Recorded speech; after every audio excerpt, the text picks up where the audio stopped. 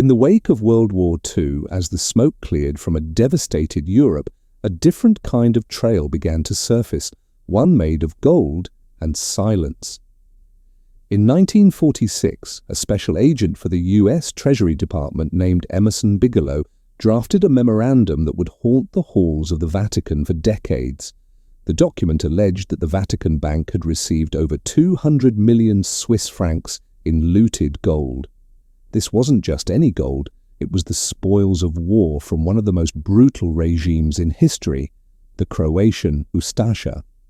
The Ustasha were a fascist organization that ruled the independent state of Croatia during the war. Historians estimate that they were responsible for the deaths of hundreds of thousands of Serbs, Jews and Romani people. During their reign, they systematically stripped their victims of everything: wedding rings, gold teeth, and family heirlooms. When the regime collapsed in 1945, its leaders fled. According to the Bigelow memo, they didn't flee empty-handed. They allegedly funneled their stolen wealth into the Vatican, seeking a sanctuary where the Allied forces could not reach. But why would a religious institution hold on to such a dark inheritance? The theory suggests the gold wasn't just being stored, it was being used as fuel. This wealth allegedly funded the rat lines, a network of escape routes that allowed high-ranking fascist officials to vanish into South America or Spain. By converting the gold into usable currency, the bank could have provided the lifeblood for men who were desperate to avoid the Nuremberg trials. It was a secret operation hidden behind the veil of sovereign immunity and religious discretion.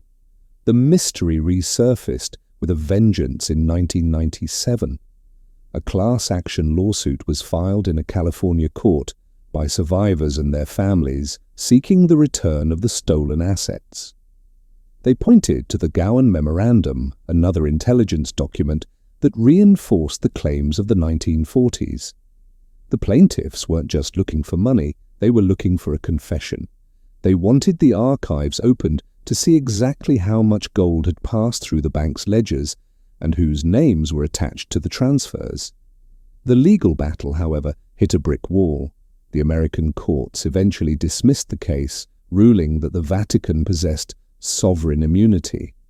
This means that legally, the Vatican is treated as a foreign government that cannot be sued in U.S. civil courts. With that ruling, the door to the archives remained firmly shut. There are no public receipts for the Ustasha gold and no official list of who might have benefited from its movement. The Vatican has consistently denied any wrongdoing, maintaining that its records from the era show no such transactions. This leaves us with a chilling contradiction. On one side, we have declassified intelligence reports from the U.S. Treasury and the testimony of survivors. On the other, we have the official silence of a sovereign city-state. Was the Vatican Bank a willing participant in a post-war cover-up, or was it an unwitting pawn in a chaotic time? Without transparency, the gold of the Ustasha remains a ghost, a reminder that some of the most significant secrets of the 20th century is buried not in the ground, but in the ledgers of the powerful. Could the financial heart of the most sacred institution on earth actually be a laundromat for the world's most dangerous criminal organizations? For centuries, the Vatican has operated with a level of sovereignty that most nations can only dream of. But in the 1970s and 80s, that independence became a shield for one of the most complex financial crimes in history. At the center of this storm was a man who looked more like a heavyweight boxer than a priest, Archbishop Paul Marcinkus. Before he was known as God's banker, Marcinkus was simply the gorilla. Standing 6'4" and broad-shouldered, the American-born priest had literally thrown himself in front of a knife to save Pope Paul VI in 1970. His reward for such loyalty was the presidency of the Institute for Works of Religion, the Vatican Bank. Marcinkus, however, had no formal training in finance. He famously remarked that you can't run the church on Hail Marys. It was this pragmatic, perhaps even cynical, worldview that led him into the orbit of two very dangerous men, Michel Sindona and Roberto Calvi. The evidence of their collaboration began to surface when Banco Ambrosiano, Italy's largest private bank, collapsed in 1982. Investigators discovered a black hole of $1.3 billion. The money hadn't just vanished, it had been siphoned through a labyrinth of phantom companies in Panama and the Bahamas. These shell corporations were controlled by the Vatican Bank. While Marcinkus claimed he was merely a passive observer, witnesses like mafia turncoat Francesco Manoia later suggested a darker truth. They alleged that the Vatican Bank was being used to clean the profits of the heroin trade, providing the mafia with the one thing it couldn't buy on the street: legitimacy. The mystery took a macabre turn in June 1982. Roberto Calvi, the man who managed the funds between Marcinkus and the underworld, was found hanging under Blackfriars Bridge in London. His pockets were stuffed with 5 pounds of bricks and nearly $14,000 in various currencies. It was a scene straight from a noir thriller, carrying the ritualistic hallmarks of a warning. Soon after, Michel Sindona, the other pillar of this financial triangle, died in a high-security prison after drinking coffee laced with cyanide. With both bankers dead, only Marcinkus remained to answer for the missing billions. Yet he never did. When Italian magistrates issued a warrant for his arrest, the Vatican did something remarkable. It closed its gates. Citing the Lateran Treaty, the Holy See argued that Marcinkus possessed diplomatic immunity as a high-ranking official of a sovereign state. They admitted to a moral involvement in the scandal and even paid $244 million to the bank's creditors as a gesture of goodwill, but they never admitted legal guilt. To the Italian government, the Vatican was harboring a fugitive. To the Church, Marcinkus was a victim of his own naivety. Marcinkus eventually retired to a quiet suburb in Sun City, Arizona, where he spent his final years playing golf and serving as an assistant priest. He took the secrets of the Ambrosiano collapse to his grave in 2006. We are left to wonder, was the Archbishop truly a naive victim who was outmaneuvered by professional swindlers? Or was he the essential link in a chain that connected the altar to the underworld? The missing $1.3 billion has never been fully recovered, and the ledgers of that era remain some of the most guarded documents in the world. If you look at a calendar today, you'll see the year 2026. But what if that number is a lie? In the 1990s, a German researcher named Heribert Illig proposed a theory that feels like the plot of a thriller. He argued that nearly 300 years of our history never actually happened.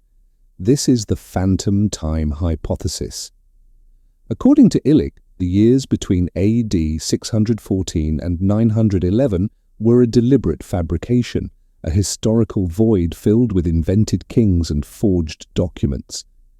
If he is right, we aren't living in the 21st century at all. We are actually waking up in the year 1729. The motive for such a massive fraud sounds almost poetic. Illig points toward two powerful men at the turn of the first millennium, Holy Roman Emperor Otto III and Pope Sylvester II. The theory suggests they wanted to secure their place in history by reigning during the year 1000, exactly 1000 years after the birth of Christ. To achieve this, they allegedly ordered their scribes to bridge the gap. They didn't just change the dates, they supposedly invented an entire era, including the legendary figure of Charlemagne. Illig argues that Charlemagne's achievements were too grand, his empire too perfect, and his physical relics too scarce to be real. In this narrative, the father of Europe is nothing more than a medieval superhero created to populate a hollow timeline.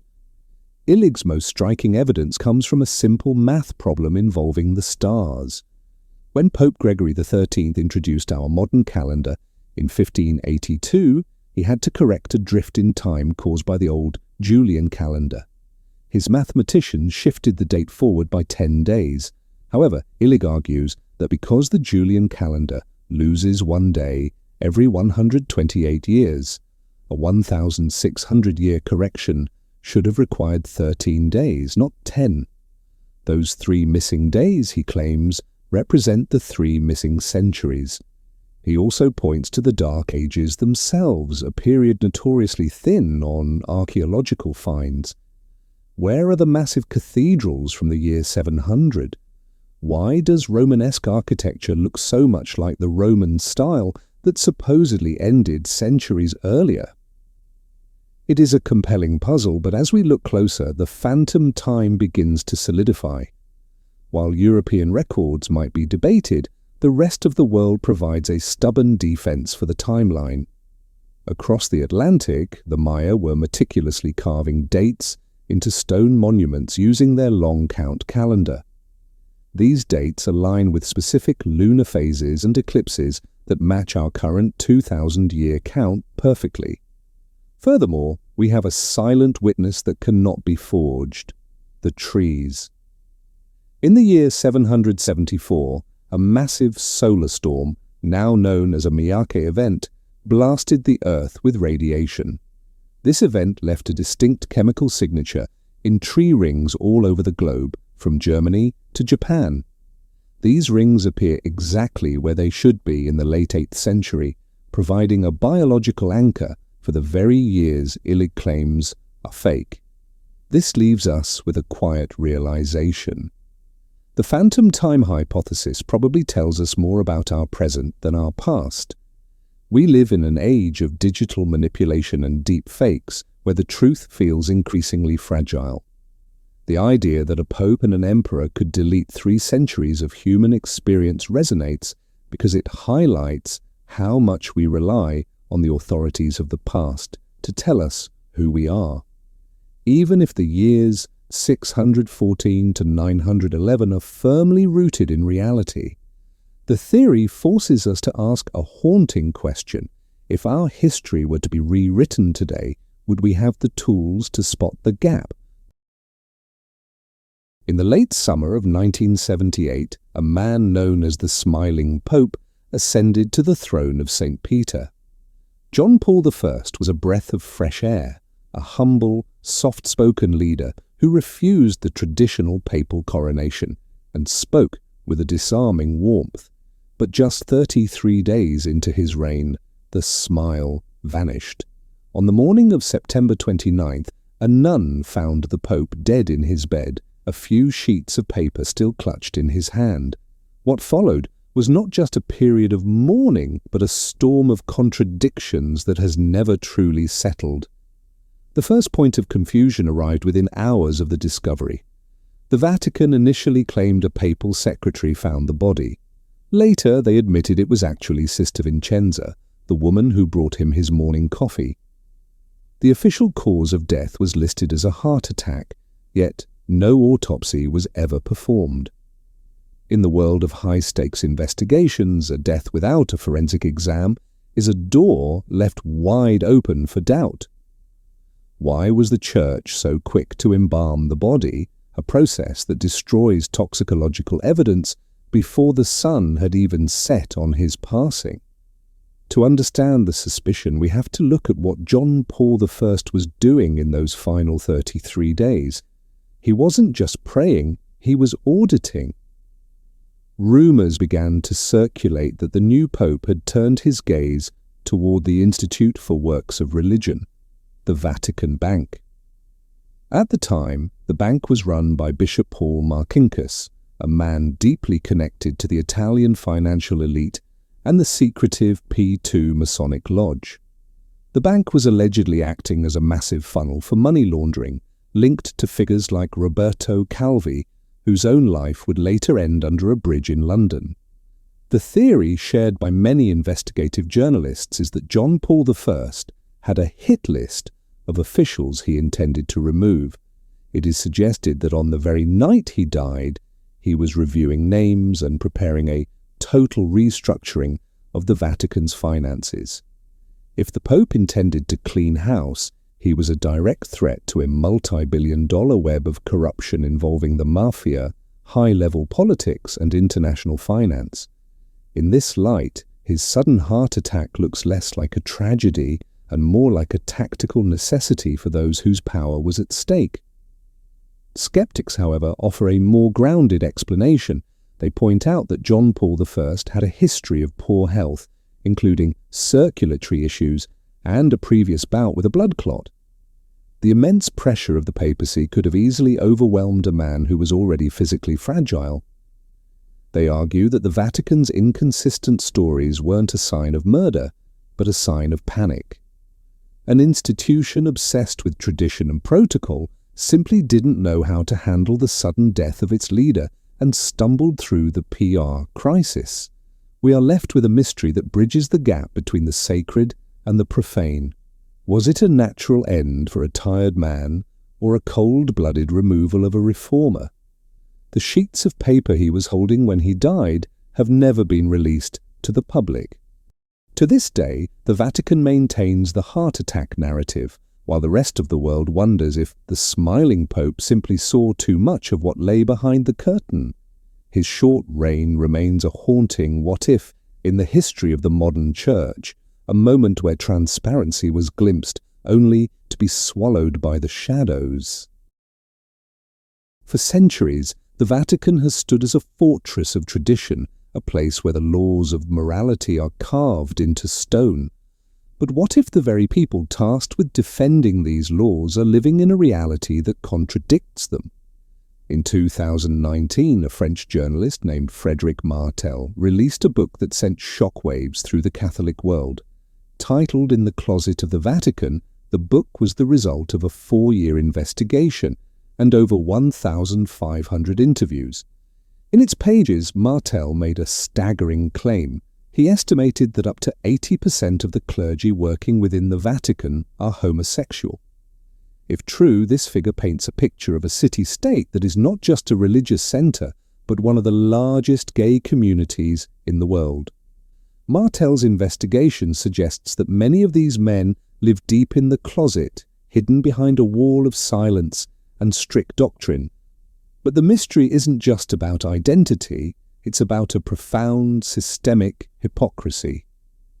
Martel argues that some of the most vocal critics of homosexuality in the Church are the very ones living double lives. They might condemn the LGBT community from the pulpit in the morning, only to return to a private life that tells a completely different story in the evening. This culture of the closet creates a unique and pressurized environment. To maintain their positions of power, these individuals must become masters of secrecy. This led to rumors of a gay lobby, a clandestine network of prelates who supposedly protect one another and influence Vatican policy through mutual secrets. In 2013, Pope Francis himself reportedly acknowledged this during a private meeting, admitting that a gay lobby did indeed exist within the Roman Curia. The danger of such a network is not the orientation itself, but the potential for blackmail and the erosion of transparency. The tension between private reality and public doctrine has real-world consequences. Some scholars suggest that this culture of secrecy may have inadvertently fueled the cover-up of other scandals, including cases of abuse. When an institution is built on a foundation of don't ask, don't tell, silence becomes a survival mechanism. If you know a colleague's secret, and they know yours, the incentive to remain quiet about any wrongdoing becomes overwhelming. This creates a cycle where truth is sacrificed to preserve the image of the institution. However, the tide may be slowly turning. Pope Francis has often adopted a more pastoral approach, famously asking, "Who am I to judge?" regarding gay priests who seek the Lord with goodwill. He even told Juan Carlos Cruz, a survivor of clerical abuse, that God made you like this and he loves you as you are. While these gestures have offered hope to many, they have also deepened the rift between the Vatican's traditionalists and its reformers. The hidden truth of the Vatican's interior life remains a sensitive and volatile subject. Ultimately, the mystery of the Vatican's closet isn't a simple case of gossip. It is a window into the human struggle of men trying to reconcile their faith with their nature in an environment that often demands they choose one over the other. As long as the walls of the Vatican remain closed to open dialogue, the legends of its double lives will only continue to grow. We are left to wonder, if the doors were finally opened, would we find a community of sinners or simply a community of humans? Could the answers to humanity's greatest mysteries be sitting on a shelf just a few feet beneath the cobblestones of Rome? In the heart of Vatican City lies a place that has fueled more speculation than perhaps any other building on Earth. It is the Vatican's secret archives. For centuries, the name alone has sparked images of shadows and forbidden knowledge. But when we look past the sensationalism, we find a reality that is arguably more staggering. This is a fortress of memory, housing over 50 miles of shelving, packed with the intimate records of our species. If you were one of the very few scholars granted entry today, you would encounter a world of strict silence and steel. Access is not a right. It is a rare privilege granted only after an exhaustive vetting process. Even then, the rules feel like something out of a Cold War thriller. No browsing is allowed. You must request a specific document, and you are permitted to see only 3 folders a day. There are no cameras, no scanners, and certainly no wandering into the stacks. It is this intense, almost jealous protection of paper that makes people wonder, what is the Vatican so afraid we might find?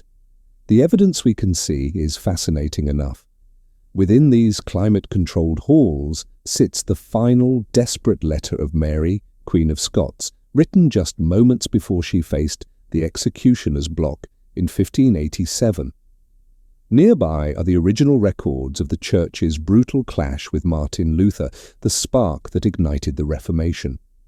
There are even the dusty, terrifying transcripts from the trials of the Knights Templar, men who were once the heroes of Christendom before being branded as heretics. These are the safe secrets, the ones the Church is comfortable sharing with the world. But it's the silence between these verified documents where the theories begin to grow. Some researchers suggest that these 50 miles are just the public-facing side of a much deeper mystery. They point to the possibility of unpublished biblical texts or lost gospels that could fundamentally change our understanding of history. In darker corners of the internet, the rumors become even more fantastic, suggesting the archives hold evidence of extraterrestrial contact or even ancient, unexplained technologies. While these claims sound like fiction, the Vatican's refusal to allow a complete, open inventory of its shelves leaves a vacuum that logic alone cannot fill. For every step the Vatican takes toward transparency, like renaming the site to the Vatican Apostolic Archive to sound less ominous, the skepticism remains. Critics argue that as long as the Church maintains a closed section where no scholar may enter, the true history of humanity remains a puzzle with missing pieces. We are left with a quiet, persistent conflict, a religious institution trying to preserve its sanctity versus a modern world demanding to see the truth. Perhaps the most uncomfortable secret isn't a hidden machine or a lost gospel, but the simple fact that our collective past is owned by a single, sovereign power. As the sun sets over St. Peter's Square, the documents beneath the ground remain in total darkness. They have survived empires, wars, and the rise of the digital age, protected by walls that are as much psychological as they are physical. Whether those shelves hold a simple ledger or a world-shattering revelation, the mystery of the archives reminds us that history is not just what happened, it is what those in power choose to remember. When we hear the words Vatican Secret Archives, we usually think of the miles of shelving hidden beneath the streets of Rome. But there is a much more intimate secret hidden in plain sight, according to the internal laws of the Catholic Church, specifically Canon 489, every single diocese in the world, from the largest cities to the smallest rural towns, is required to maintain its own secret archive. It isn't a myth, and it isn't a conspiracy. It is a locked cabinet or a heavy safe, often tucked away in a bishop's private office, and by law there is only one person allowed to hold the key, the bishop himself. For nearly 3 centuries, these archives have served as a shadow record of the Church's internal life. Established in 1741 by Pope Benedict XIV, the system was designed to protect the reputation of the clergy and the sanctity of the Church. Inside these locked drawers are the files that never make it into the public ledger, records of moral failings, alcoholism, financial disputes, and, most controversially, allegations of sexual misconduct. While the common archives hold the history of a community's faith, the secret archives hold the history of its failures. The existence of these files became a national flashpoint in 2002. In the United States, the Boston Globe's Spotlight team began investigating a decades-long pattern of abuse within the local archdiocese. For a long time, the investigators were met with a wall of silence. But when a civil court judge did something unprecedented, ordering the Church to unlock its secret files, the contents shocked the world. The documents revealed a meticulously organized system of shuffling.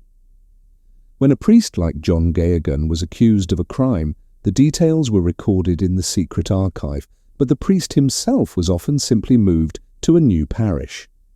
The files proved that the hierarchy didn't just know about the problem, they had it catalogued and filed away. One of the most unsettling aspects of Canon 489 is found in its second paragraph. It explicitly states that every year documents related to criminal cases in matters of morals must be destroyed if the accused person has died or if 10 years have passed since a final sentence. The law only requires a brief summary of the facts to be kept. To the Church, this is a way of moving past sin and protecting the privacy of the deceased. To victims and legal experts, it looks like a legalized paper shredder, a way to ensure that the full scope of a crime can never truly be reconstructed by historians or the police. This creates a profound ethical tension. On one hand, the Church argues that every organization needs a private space for sensitive personnel matters. They maintain that the secret archive is a tool for internal discipline, a place where a bishop can manage his flock without the scandal of public disclosure. On the other hand, the 2002 scandal demonstrated that when secrecy becomes the highest priority, accountability often vanishes. The bishop's key becomes a symbol of power used to choose what the world is allowed to see and what must be forgotten.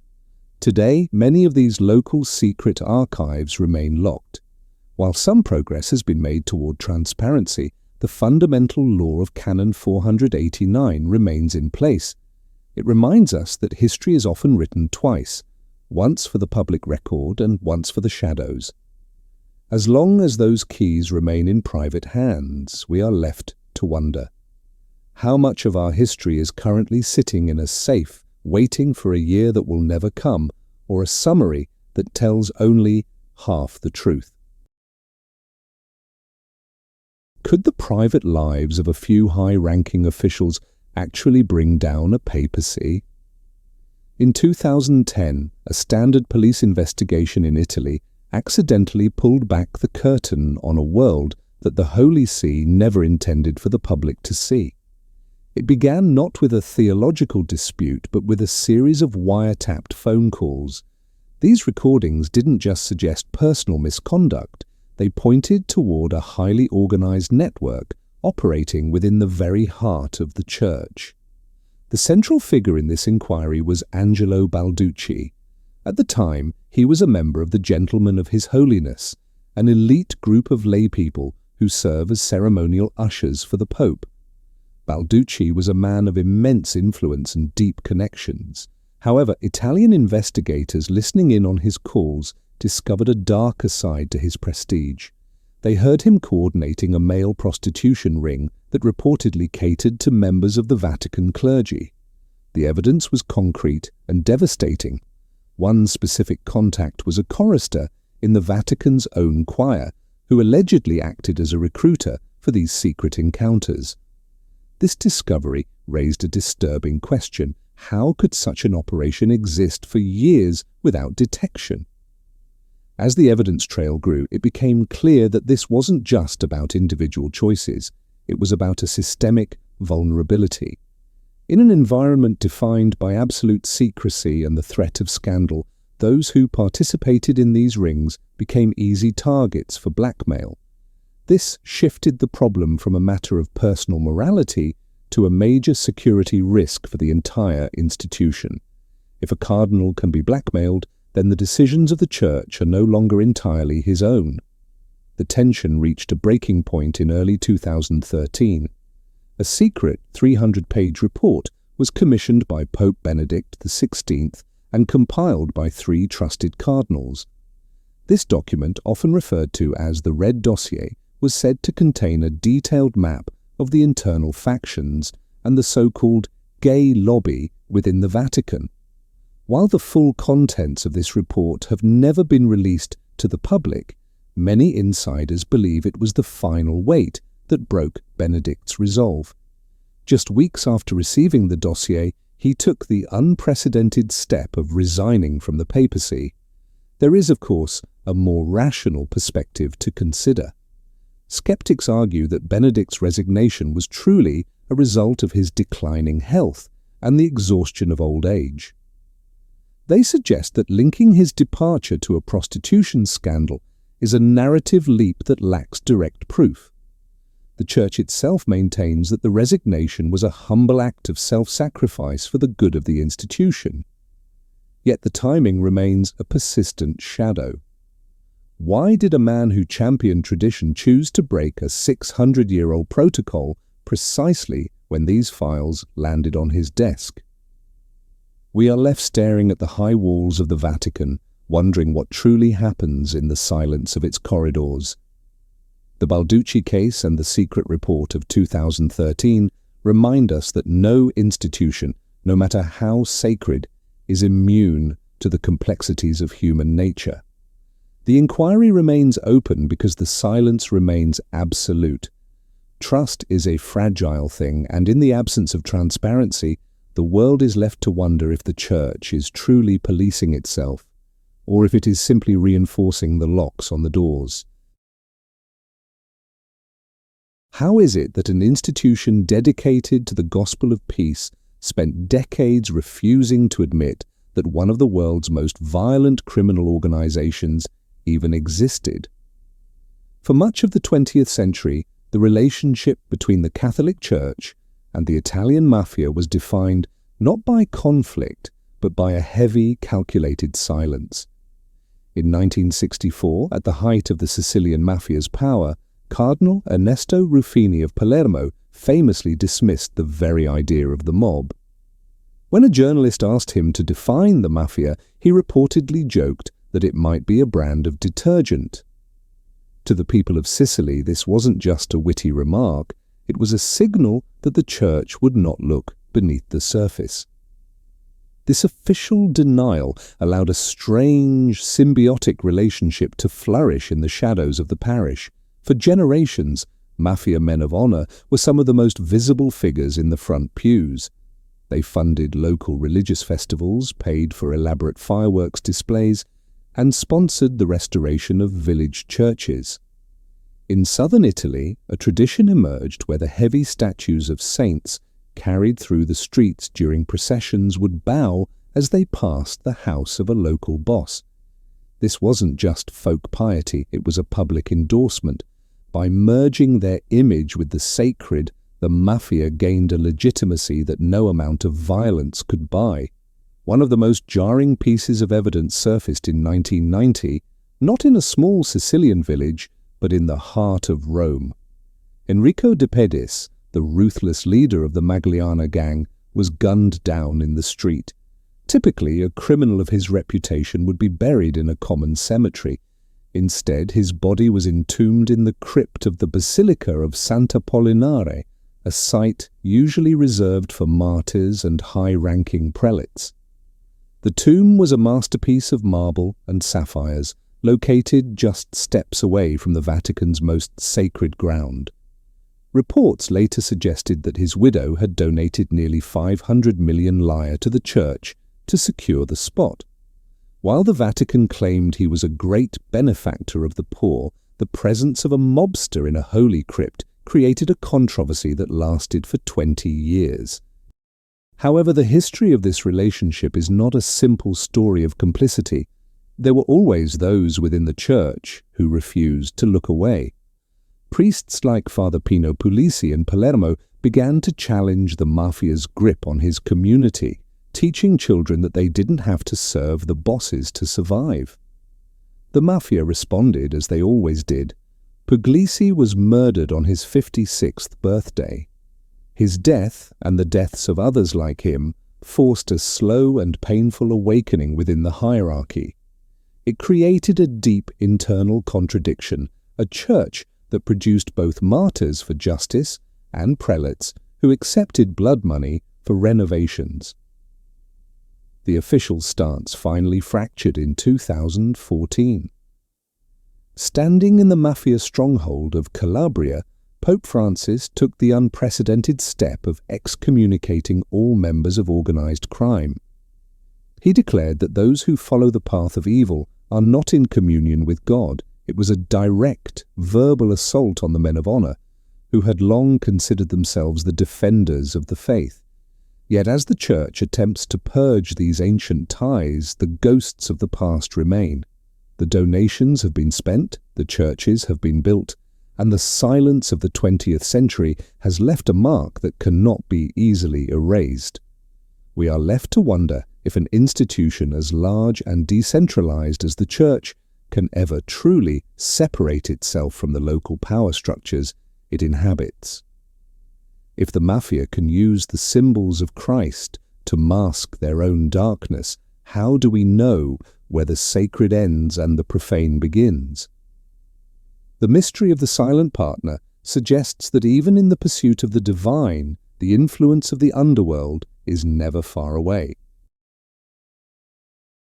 Was the silence of the Vatican during the 1940s a sign of cold indifference, or was it the ultimate cover for a secret war?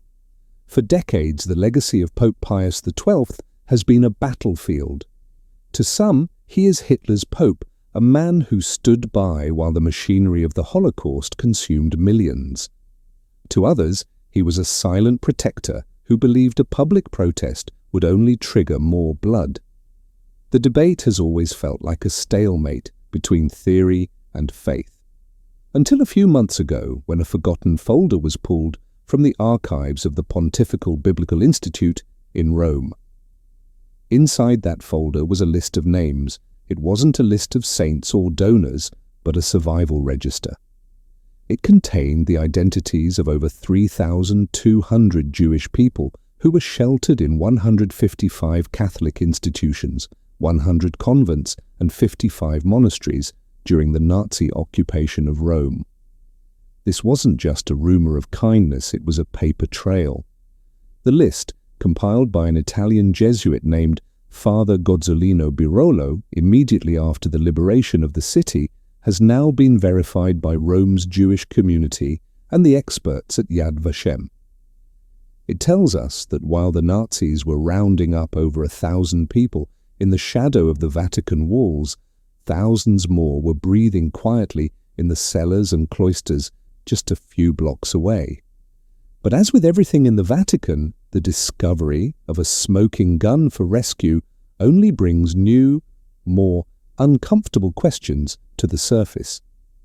We have to look at the conflicting threads of this narrative. For example, why did the Church help these specific 3,200 people? Some researchers have pointed to a troubling pattern in the archives. They suggest that the priority for aid was often given to non-Aryan Catholics, Jews who had already converted to Christianity. This raises a shadow over the rescue. Was the Vatican acting out of universal human mercy, or was it primarily protecting its own members? There are even accounts of conversion on delivery where safety was offered under the condition of a baptismal certificate. This leads us into the heart of the inquiry. If the Pope was truly behind this massive rescue effort, as many supporters claim, why didn't he say something? The argument for his silence is one of high-stakes diplomacy. Supporters point to the Netherlands in 1942, where the Dutch bishops issued a bold public condemnation of the deportations. The Nazi response was swift and brutal. They immediately expanded their roundups to include even those Jews who had converted to Catholicism, including the philosopher Edith Stein. For Pius XII, seeing this retaliation may have reinforced a terrifying realization. Every word spoken in public could mean more deaths in private. He chose the path of the shadow, using blank baptismal forms and secret orders to turn the city's convents into a hidden city of refuge. Yet for the critics, no amount of secret heroism can erase the moral cost of public silence. They argue that the leader of the world's largest moral authority has a duty to speak regardless of the consequences. By remaining officially neutral, they claim, the Vatican allowed the moral compass of Europe to spin aimlessly during its darkest hour. This is the hidden truth that we are still trying to reconcile. Was the Pope a cautious diplomat saving what he could, or a man who placed the survival of the institution above the lives of those he could have championed? The list of 3,200 names doesn't settle the debate. It shifts the ground beneath it. It proves that the rescue was real, but it doesn't tell us why it had to be so quiet. As we look at these documents today, we are left to weigh the lives saved against the words unsaid. The Vatican's wartime story remains a puzzle where the most important pieces are the ones we can still only see in the flickering light of the archives. In the spring of 1994, the world watched as the nation of Rwanda was consumed by 100 days of absolute violence. In that short window, nearly 800,000 people, primarily from the Tutsi ethnic group, were murdered with staggering efficiency. In a country where over 90% of the population identified as Christian, the Catholic Church was more than just a religious body. It was the bedrock of social life. Naturally, when the killing began, thousands of terrified families fled to their local parishes. They believed the thick stone walls and the presence of the clergy would provide a sanctuary the militias wouldn't dare violate. But as history now records, these sacred spaces often became the most efficient death traps in the country. The tragedy raises a question that still haunts international law. Did the Church merely fail to act, or did it actively participate in the slaughter? To find the answer, we have to look at specific, documented cases that moved from the village square to the international courts. Consider the events at the Nyange parish.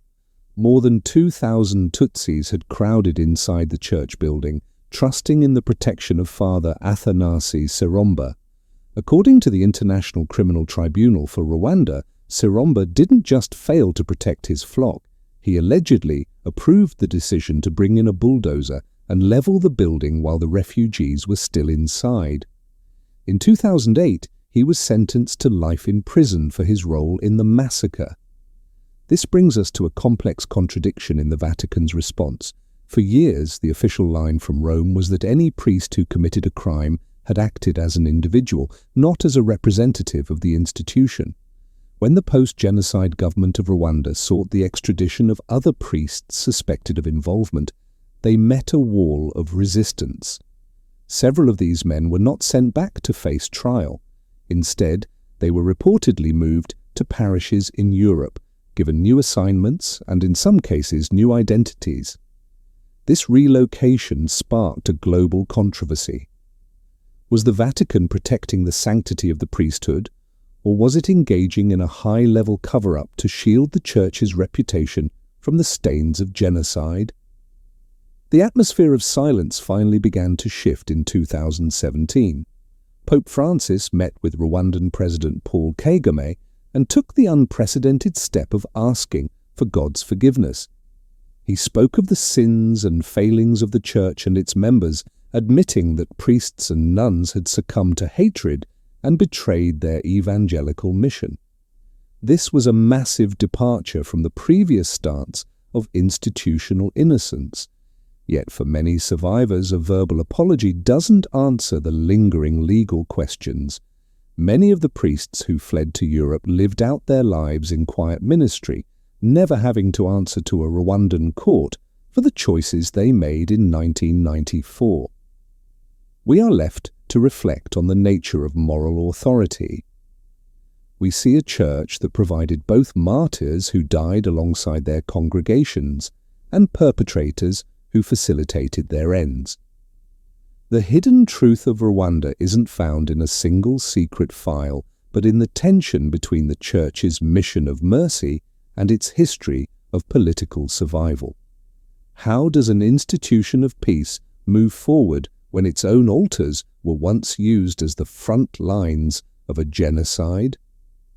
The 2017 apology opened a new chapter, but for those who remember the sound of the bulldozers at Niangsh, the silence of the previous decades is a shadow that may never truly lift.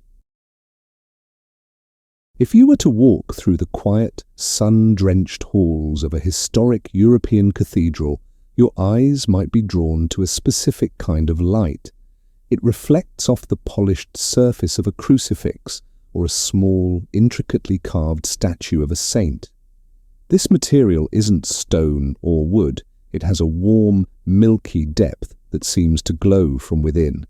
This is ivory, the white gold of the religious world.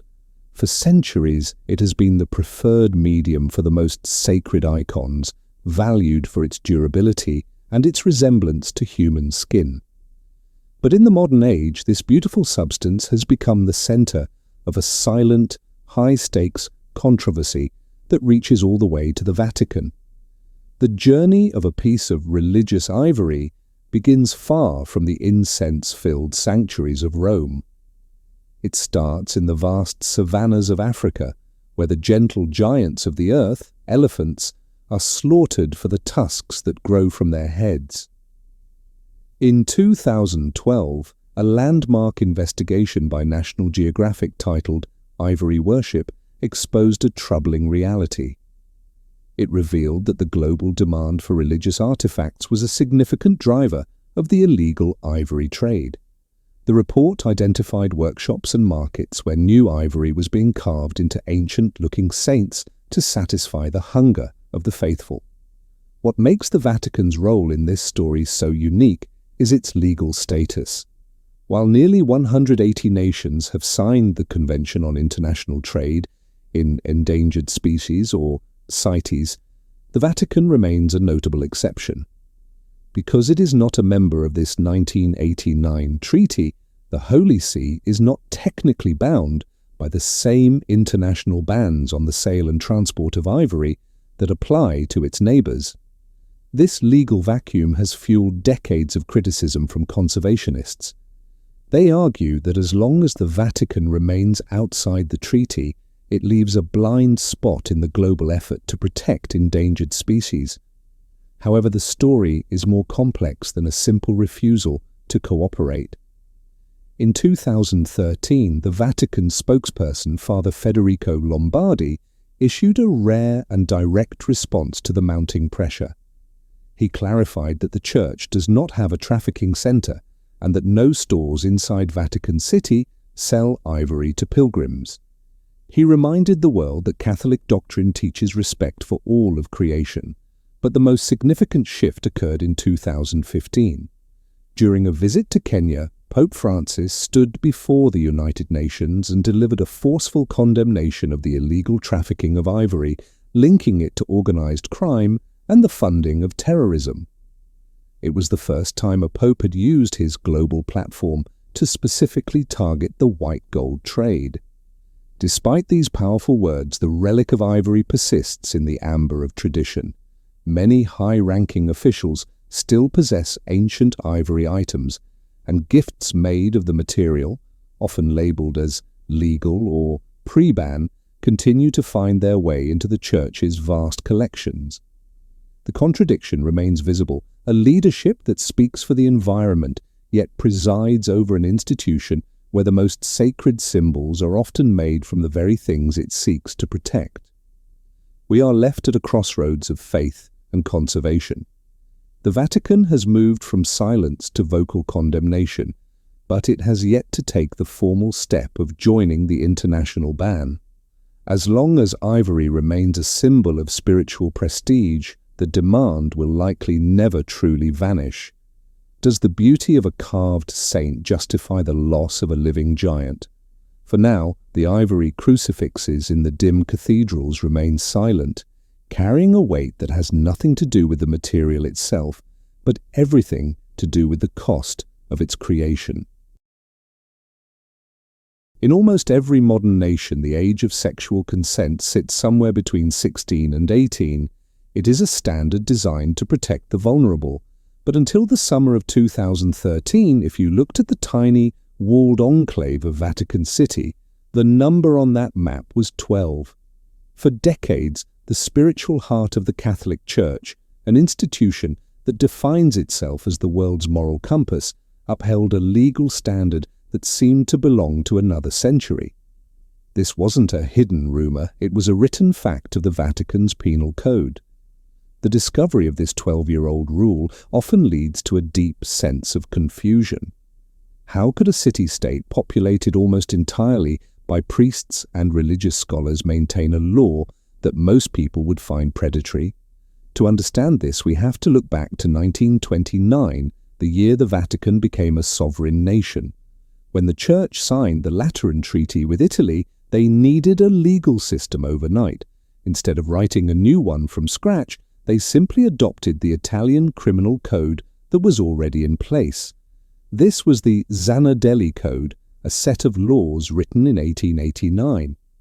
The problem was that as the rest of the world moved forward, the Vatican's legal clock stopped. In 1889, a 12-year-old age of consent was not unusual in Europe. But while Italy and other nations updated their laws to reflect modern psychological and social understanding, the Vatican never did. It was a ghost law, a piece of 19th century legal furniture that sat in the corner of the Vatican's books, gathering dust. For nearly a century, no one in the hierarchy felt the need to change it, largely because they believed the people living within the walls were governed by a higher moral law that made civil statutes irrelevant. However, in the early 2000s, the irrelevant became an international scandal. As reports of clerical abuse surfaced globally, the Vatican's own legal standards came under a microscope. Critics argued that even if the law was rarely used, its existence was a symbolic disaster. It suggested an institution that was dangerously out of touch with the very people it claimed to protect. The doubt began to grow. Was the law kept at 12 because of oversight? Or did it reflect a deeper institutional resistance to modern accountability? The realization of this disconnect finally led to action in July 2013. In one of his first major legal reforms, Pope Francis signed a decree that completely overhauled the Vatican's criminal code. He didn't just tweak the numbers, he raised the age of consent to 18, aligning the city-state with the most stringent international standards. He also introduced new crimes for child pornography and the abuse of vulnerable adults. It was a moment of wonder for many observers, a sign that the oldest monarchy in the world was finally willing to let go of its ghosts and face the 21st century. We are left with a quiet, reflective question. If it took 84 years to change a single number on a page, what other remnants of the 19th century are still hidden in the administrative machinery of the Holy See? The 2013 reform was a necessary step, but it serves as a reminder that law and morality don't always walk at the same pace. Sometimes the most important changes aren't about creating something new, but about finally admitting that the old ways no longer fit the world we live in. How does the smallest country on Earth manage a global financial empire that rivals those of major corporations? When we look at Vatican City, we see a sovereign state of only 121 acres.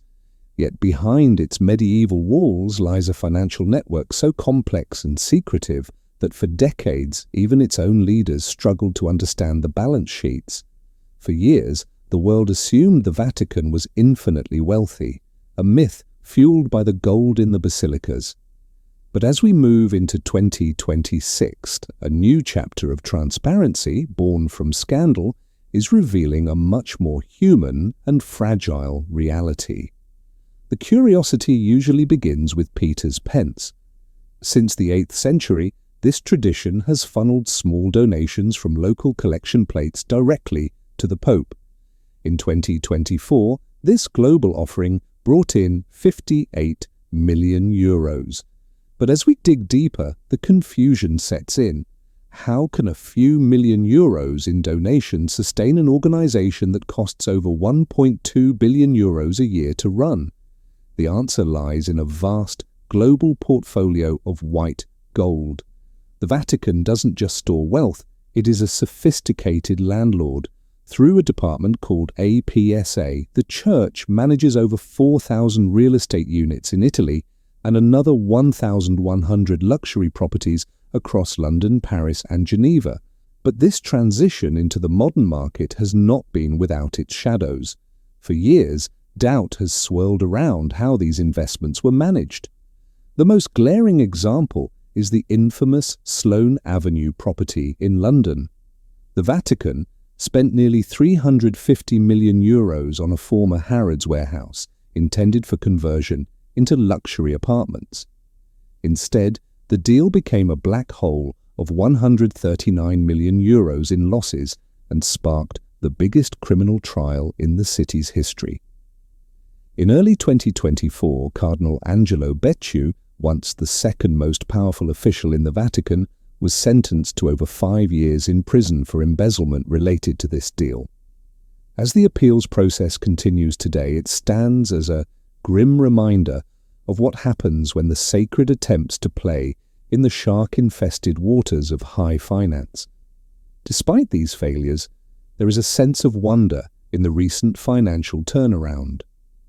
The 2024 Consolidated Report, released late last year, showed a surprising surplus of 1.6 million euros. This was achieved through a brutal war on corruption and a strict new ethical investment policy. The Vatican Bank now avoids any company tied to weapons, contraceptives, or environmental destruction. They are attempting to prove that a holy economy can exist, one that values the mission of evangelization over the accumulation of capital. As we watch the early days of Pope Leo XIV's reign, we are left with a quiet realization. The secrecy that once defined the Vatican's coffers is slowly evaporating, not because the Church wanted to change, but because it had to. The death of Pope Francis in 2025 marked the end of an era of reform, but the ledger he left behind remains a work in progress. The Vatican's wealth is no longer a hidden treasure chest of gold bars. It is a modern, audited portfolio of stocks and rents. Whether this new transparency will actually restore the world's trust is the one question that no accountant can yet answer. In the global financial landscape of 2026, where digital currencies fluctuate and markets remain on edge, one physical substance still commands absolute respect: gold. For years, a quiet legend has circulated that the Vatican is one of the world's largest holders of this precious metal. We often hear the figure of $20 million worth of gold bullion stored deep within the vaults of the US Federal Reserve in New York.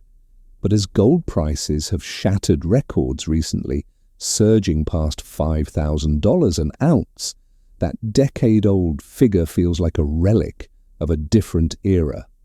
The true scale of the Vatican's white gold may be one of the best-kept secrets in modern economics. If we look at the paper trail, the mystery only deepens. Independent audits and financial researchers suggest that the $20 million held in America is merely the liquid petty cash of the Holy See. When you account for the solid gold artifacts, the ancient coins, and the bullion stored in secretive banks across Europe, the estimates shift from millions to tens of billions. Some experts calculate that the Vatican's physical gold reserves could realistically be valued at $50 billion today. In a world where the US national debt has crossed $38 trillion, this massive stockpile represents more than just wealth. It is a Fort Knox of faith, a hedge against the total collapse of the secular financial system. The question that naturally follows is, where did it all come from?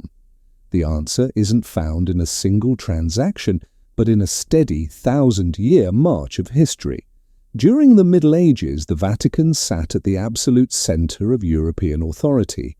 It collected tithes from empires, received massive land grants from kings, and managed the estates of the nobility. Much of this wealth was converted into the most stable currency known to man. Unlike the paper money of fallen regimes, the gold coins of the 14th century are just as valuable in 2026 as they were the day they were struck. It is a fortune built on the patient accumulation of centuries. However, there is a grounded, more skeptical perspective to consider. The Vatican's own internal financial reports, which have become significantly more transparent under recent reforms, tell a story of cash-poor struggle. While the Church may sit on billions in priceless golden chalices and altarpieces, these are illiquid assets. You cannot pay the pensions of thousands of Vatican employees or maintain the crumbling walls of ancient basilicas with a statue that can never be sold.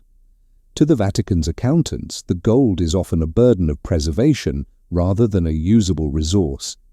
They argue that the myth of the Vatican's infinite wealth is exactly that, a myth that ignores the high cost of running a global institution. This creates a fascinating tension as we look toward the future. On one hand, we have the image of a sovereign state holding enough bullion to stabilize a small nation's currency.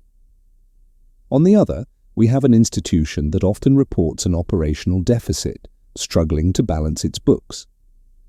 Does the Vatican truly hold $50 billion in gold, or is that figure inflated by the priceless nature of its religious heritage? As long as the vaults remain closed to a full public audit, the Golden Fortress remains a puzzle of history and high finance. We are left to wonder about the true purpose of such a reserve. Is it a safety net for a rainy day that hasn't arrived in 2,000 years? Or is it a symbolic reminder that while earthly kingdoms and their currencies rise and fall, the gold of the temple remains? In the silence of the vaults, the gold doesn't just represent value, it represents endurance. When we look at the Vatican, we often see a silhouette of the Pope standing at a window, a single figure guiding over 1 billion souls. But behind that visible leader lies an invisible machinery that functions like the most sophisticated government on earth. This is the Roman Curia. If the Pope is the sovereign, the Curia is his cabinet, his court, and his bureaucracy all in one.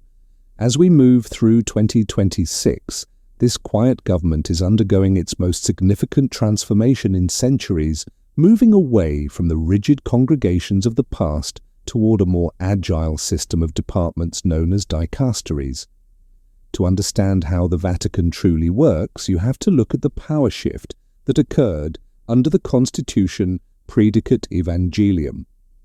For nearly 500 years, the most powerful office in the Vatican was the Congregation for the Doctrine of the Faith, the direct descendant of the Roman Inquisition. It was the office that guarded the truth, often with an iron fist. But in this new era, that office has been moved to second place. At the very top of the new hierarchy is the Dicastery for Evangelization, a department so important that Pope Leo XIV, history's first American pope, presides over it personally.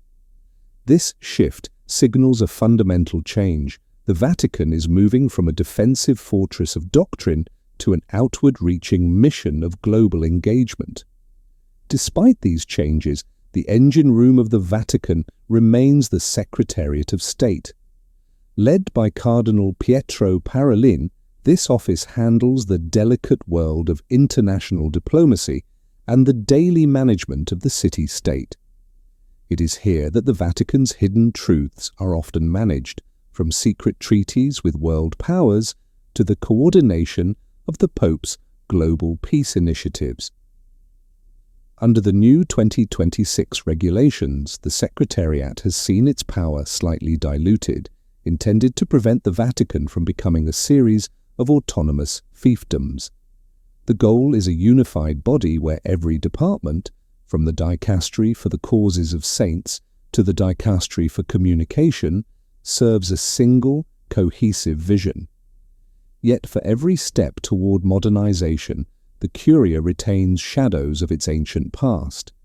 There is still the Supreme Tribunal of the Apostolic Penitentiary, a judicial body so secretive that it deals with sins that only the Pope himself can forgive. There is still the disciplinary section of the Doctrine of the Faith, which acts as a global tribunal for the Church's gravest crimes. Skeptics argue that while the names have changed from congregations to dicasteries, the underlying culture of clerical secrecy remains.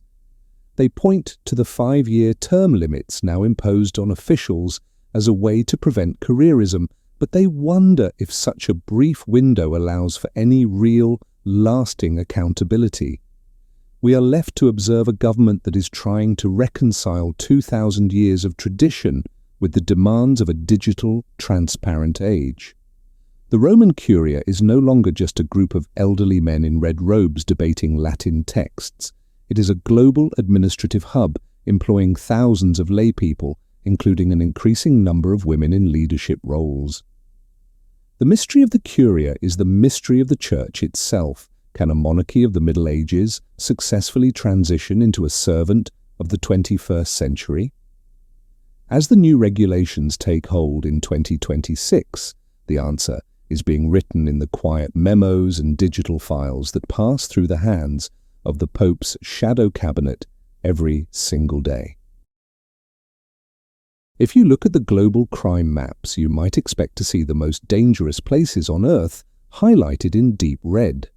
Cities like San Pedro Sula or St. Louis usually top these lists. But if you look at the raw data for crimes per capita, a different name appears at the very top, one that seems impossible. It is Vatican City.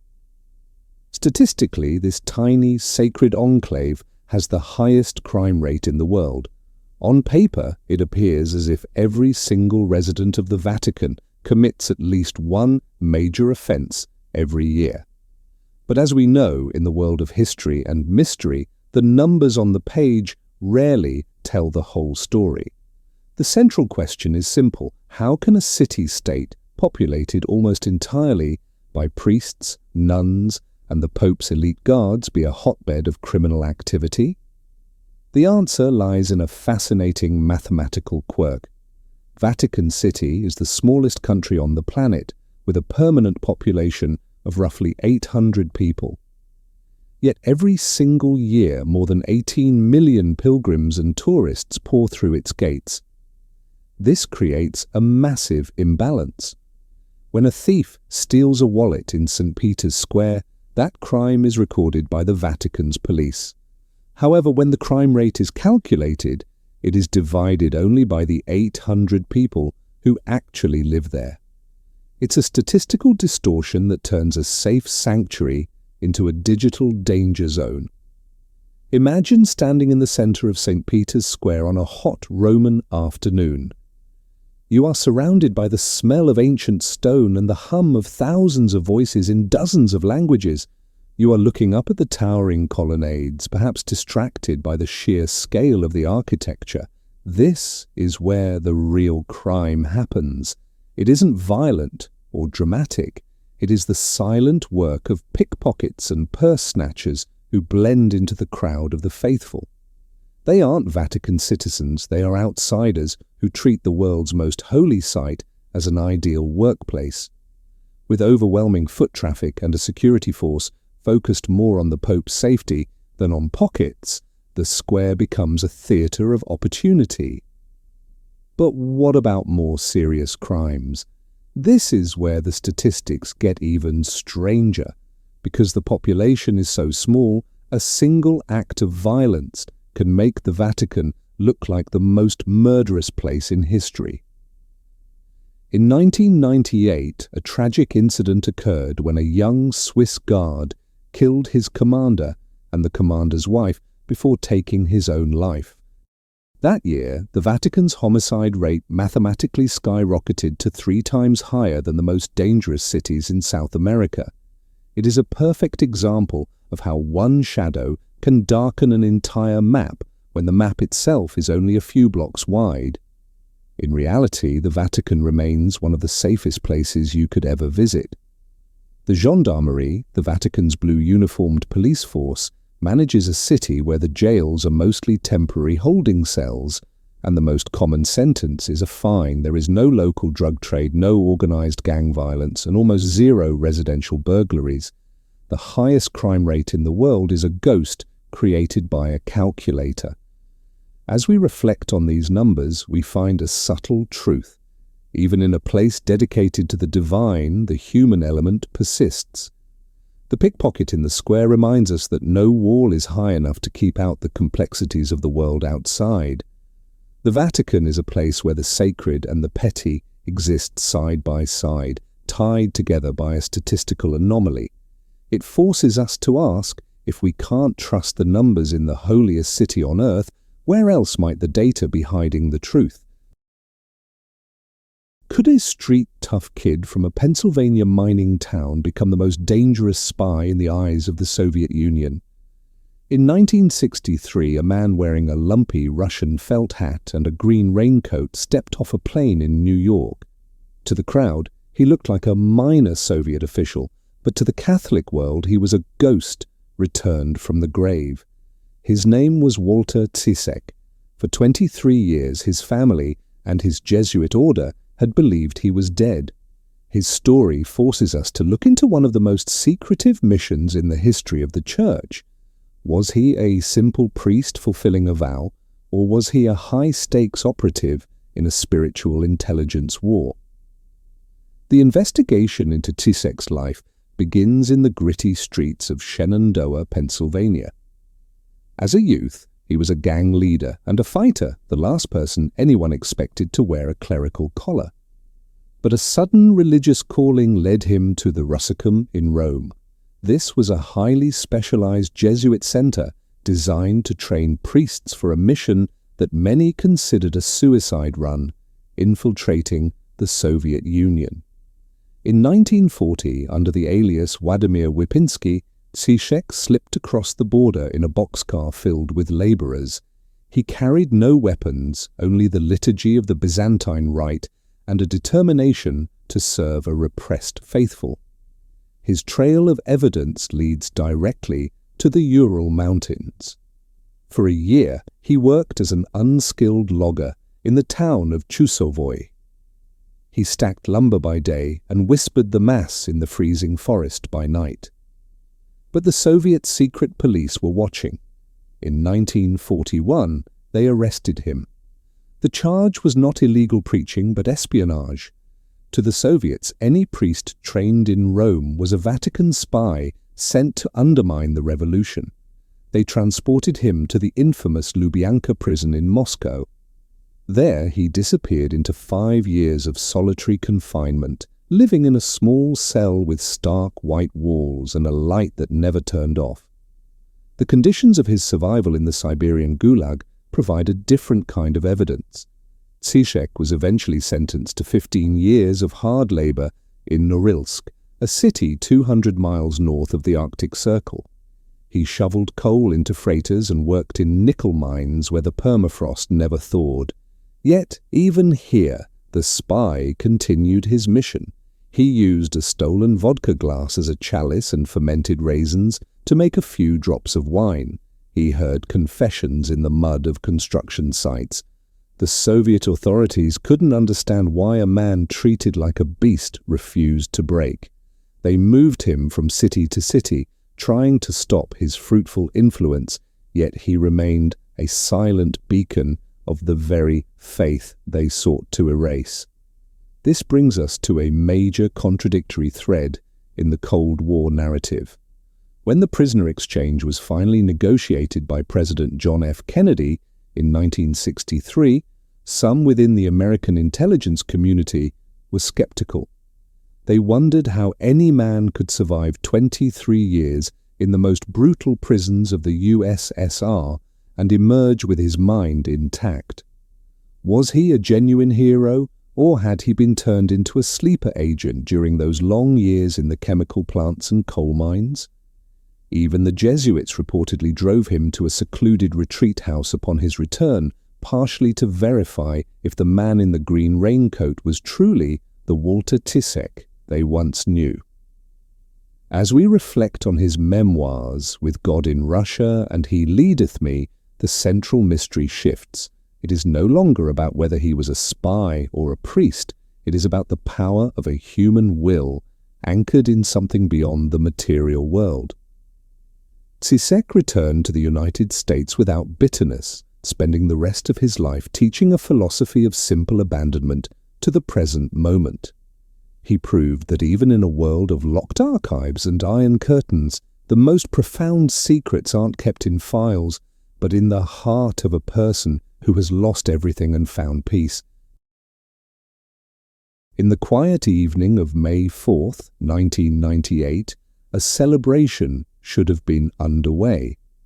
Alois Estermann had just been confirmed as the 31st commander of the Pontifical Swiss Guard, the culmination of a 20-year career that included shielding Pope John Paul II during an assassination attempt. But only 9 hours after his appointment, the celebratory atmosphere was shattered.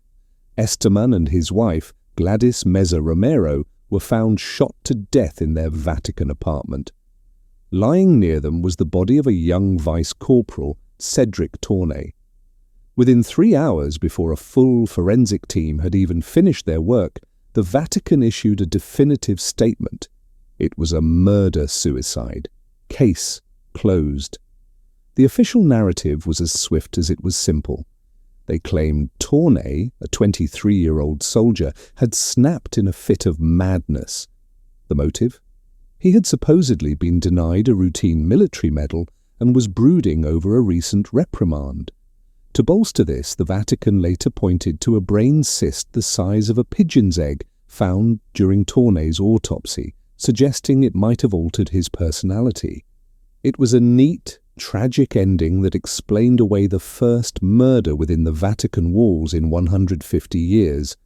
But for many, the explanation felt far too convenient. As the years passed, cracks began to appear in the fit of madness theory. Independent investigators and the Tournay family pointed to a series of troubling contradictions. Why did the Vatican refuse help from the Italian police, effectively locking out external experts from the crime scene? Why were the autopsies performed in a Vatican crypt rather than a hospital? Even more jarring was a second autopsy conducted in Switzerland, which suggested that Tournay did not die in the position the Vatican claimed. The bullet's trajectory and the position of his head hinted that he might have been kneeling or forced down, details that suggested an execution rather than a suicide. Then there are the hidden truths that the official report ignored. Rumours began to circulate that Estermann was a former agent for the Stasi, the East German secret police, and that his death was a Cold War debt finally being paid. Others spoke of a brutal power struggle within the Vatican between the traditionalist Opus Dei and a rival Masonic faction with the Swiss Guard caught in the middle. There were even whispers of a forbidden relationship between the commander and the young guardsman that had ended in a crime of passion. These theories don't just add drama, they highlight how little the public actually knows about the internal politics of the Holy See. In 2021, after 2 decades of silence, the case took a surprising turn. The Vatican Secretary of State, Cardinal Pietro Parolin, intervened personally, asking the tribunal to provide Tournai's mother with access to the confidential files. This was a rare admission that the final report might not have been final after all. As lawyers began to review the original evidence, they found a crime scene that had been compromised by nearly 20 people, clergy and officials, walking through the blood before a single fingerprint was taken. It was an investigation that seemed designed to validate a conclusion rather than discover a truth. As we look at the case today, the apartment where the Estamans died remains a silent witness to a mystery that refuses to stay buried. Was Cedric Tournai a disgruntled soldier who lost his mind over a medal, or was he the convenient scapegoat in a much larger, darker game? The Vatican's recent willingness to open the files suggests that even they may no longer believe their own story. We are left with the image of a young man, a dedicated commander, and a wife, all caught in a moment of violence that continues to cast a long, unresolved shadow over the city of secrets. For 59 years, the most influential man in Christendom lived as a ghost within his own palace. From 1870 to 1929, 5 consecutive popes refused to set foot outside the walls of the Vatican. They didn't even step into the streets of Rome, the city of which they were technically the bishop. This wasn't a physical imprisonment by an enemy army, but a self-imposed exile that turned the Vatican into a holy cage. It was a silent, decades-long protest that fundamentally reshaped how the world views the papacy. The investigation into this standoff begins with the thunder of cannons in September 1870. The Kingdom of Italy, in its final push for unification, breached the walls of Rome. For over 1,000 years, the popes had ruled as absolute monarchs over the papal states, a vast swath of central Italy. Overnight, that empire vanished. The new Italian government offered the law of guarantees, promising the Pope safety and a yearly pension. But to Pope Pius IX, this was a bribe to accept the theft of his lands. He responded with a move that stunned the world. He retreated behind the bronze door, declared himself a prisoner of the Vatican, and excommunicated the King of Italy. This created a bizarre, nearly 60-year reality. Inside the walls, the popes continued to act as if their temporal power still existed. They maintained a full diplomatic corps and issued decrees, but they were essentially sovereigns of a few dozen acres. Outside the walls, the new Italy grew into a modern secular power. The two sides lived in a state of Cold War where they shared the same city but refused to acknowledge each other's existence. Popes were elected and died within the palace, their world shrinking to the size of a few gardens and libraries. The evidence of this isolation is found in the strange protocols of the era. For example, when a pope died during this period, the traditional blessing Urbi et Orbi to the city and the world was delivered inside the basilica, facing inward. To face outward toward the city would have been seen as recognizing the occupying Italian state. This was a psychological battle for legitimacy. The Vatican wanted the world to see that a pope without a territory was a pope under duress. The deadlock finally broke in 1929 through a series of hidden truths and pragmatic compromises known as the Lateran Treaty.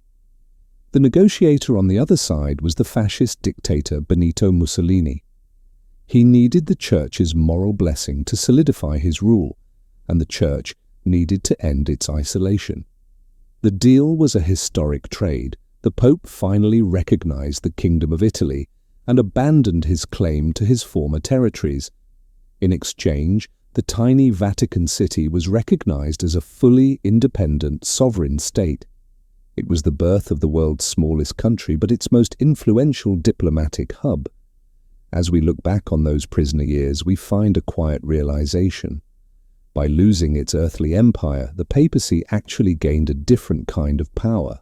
No longer a local Italian prince distracted by taxes and police, the Pope became a truly global moral authority. The prisoners of the Bronze Door proved that the influence of the Church wasn't measured in miles of territory, but in the strength of its symbolic independence. Today, the Pope travels the world as a head of state, but the memory of those 60 years in the shadows remains a reminder of the high cost of standing one's ground. Is it possible for a simple stone wall to hold the life of a papacy in its hands? If you were to walk along the edge of the Vatican today, you might see an unassuming fortification stretching out toward the Tiber River. To the millions of tourists passing by, it looks like just another ancient boundary. But for the popes of the Renaissance, this was much more than a wall. It was the Passetto di Borgo, a secret, 800-meter-long elevated corridor that provided a direct, hidden link between the Apostolic Palace and the impregnable fortress of Castel Sant'Angelo. For centuries, this passage remained a silent insurance policy against the chaos of Roman politics. The question at the heart of its existence was simple yet grim. What happens when the most powerful man in Christendom is no longer safe in his own home? The answer was built into the very bricks of the Passetto. It was designed to be a fast, discreet escape route for a leader who needed to vanish in an instant. While it served as a quiet path for moving prisoners or even hosting secret meetings, its true purpose was only revealed during the darkest hours of the Church. The most harrowing test of this corridor occurred on the morning of May 6, 1527. Rome was under siege by the mutinous, unpaid troops of the Holy Roman Emperor, Charles V. This was not a standard battle, it was a brutal collapse of order. As thousands of mercenaries breached the city walls, the air was filled with the sound of gunfire and the screams of the dying. The target was Pope Clement VII. While the city around him fell into a state of total anarchy, the Pope found himself trapped in St. Peter's Basilica. As the invaders surged toward the Vatican, the fate of the papacy rested on the shoulders of the Swiss Guard. In a legendary last stand near the Teutonic Cemetery, 189 guardsmen stood their ground against a tide of thousands. They knew they could not win the battle, but their mission was never about victory. It was about time. While 147 of his guards were being slaughtered on the steps of the Basilica, Pope Clement VII was hurried toward the entrance of the Passetto. The escape itself was a scene of desperate theatre. To prevent the Pope's white robes from becoming an easy target for enemy snipers, his attendants threw a dark cloak over his shoulders. Accompanied by the 42 surviving Swiss guards, the Pope fled through the narrow, torch-lit corridor. Imagine the sound of boots echoing against the stone as they rushed 800 meters above the streets where the massacre was unfolding. They reached the massive iron gates of Castel Sant'Angelo just as the mercenaries were breaking into the Vatican. Clement VII would spend the next 6 months as a virtual prisoner within the fortress, watching from the ramparts as Rome was systematically looted. The city was destroyed, but the Pope survived because of a narrow stone hallway. Today, the Passetto stands as a physical reminder of a time when the boundary between life and death was exactly 800 meters long. It raises a reflective thought. We often think of the Vatican as a place of eternal stability, but its architecture tells a story of constant, flickering vulnerability. The boots of the Swiss Guard no longer ring out through the Passetto, but the wall remains, cutting through the modern city like a scar. It reminds us that even the highest spiritual authority once had to run for his life through the shadows. We often view the papacy as a position of untouchable, sacred authority, a quiet life of prayer behind high stone walls. But the history of the Vatican tells a much more dangerous story. Of the 266 men who have held the keys of St. Peter, at least 42 met ends that were anything but holy. They were poisoned in their wine, strangled in their beds, or lost to bizarre accidents. These fallen popes remind us that for centuries, the throne was not just a spiritual seat, but the center of a deadly political chessboard where the price of power was often paid in blood. The most surreal chapter in this history began in the year 897 with a trial that sounds more like a fever dream than a legal proceeding. It is known as the Cadaver Synod. Pope Stephen VI, driven by a deep political hatred for his predecessor Formosus, ordered the dead man's body to be exhumed. The corpse, which had been in the ground for 7 months, was dressed in full papal vestments and propped up on a throne to face judgment. A deacon stood beside the rotting body to speak on its behalf. When the guilty verdict was inevitably delivered, the executioners cut off the 3 fingers Formosus had used to give blessings, dragged his body through the streets of Rome, and hurled it into the Tiber River. It remains the most grotesque display of internal vengeance in the history of the Church. As the centuries moved into the Renaissance, the scandals shifted from the macabre to the decadent. We find men like Sixtus IV, who turned the Vatican into a family business, appointing his nephews to the highest offices regardless of their character. Then there was the infamous Rodrigo Borgia, reigning as Alexander VI. His papacy was defined by lavish banquets, rumoured mistresses, and a ruthless pursuit of power for his children, Cesare and Lucrezia. The Vatican during this era wasn't just a church, it was a royal court, where the lines between the sacred and the profane were blurred by gold and silk. Perhaps no story illustrates this human vulnerability more than that of John XII, a man who became pope at the age of 18.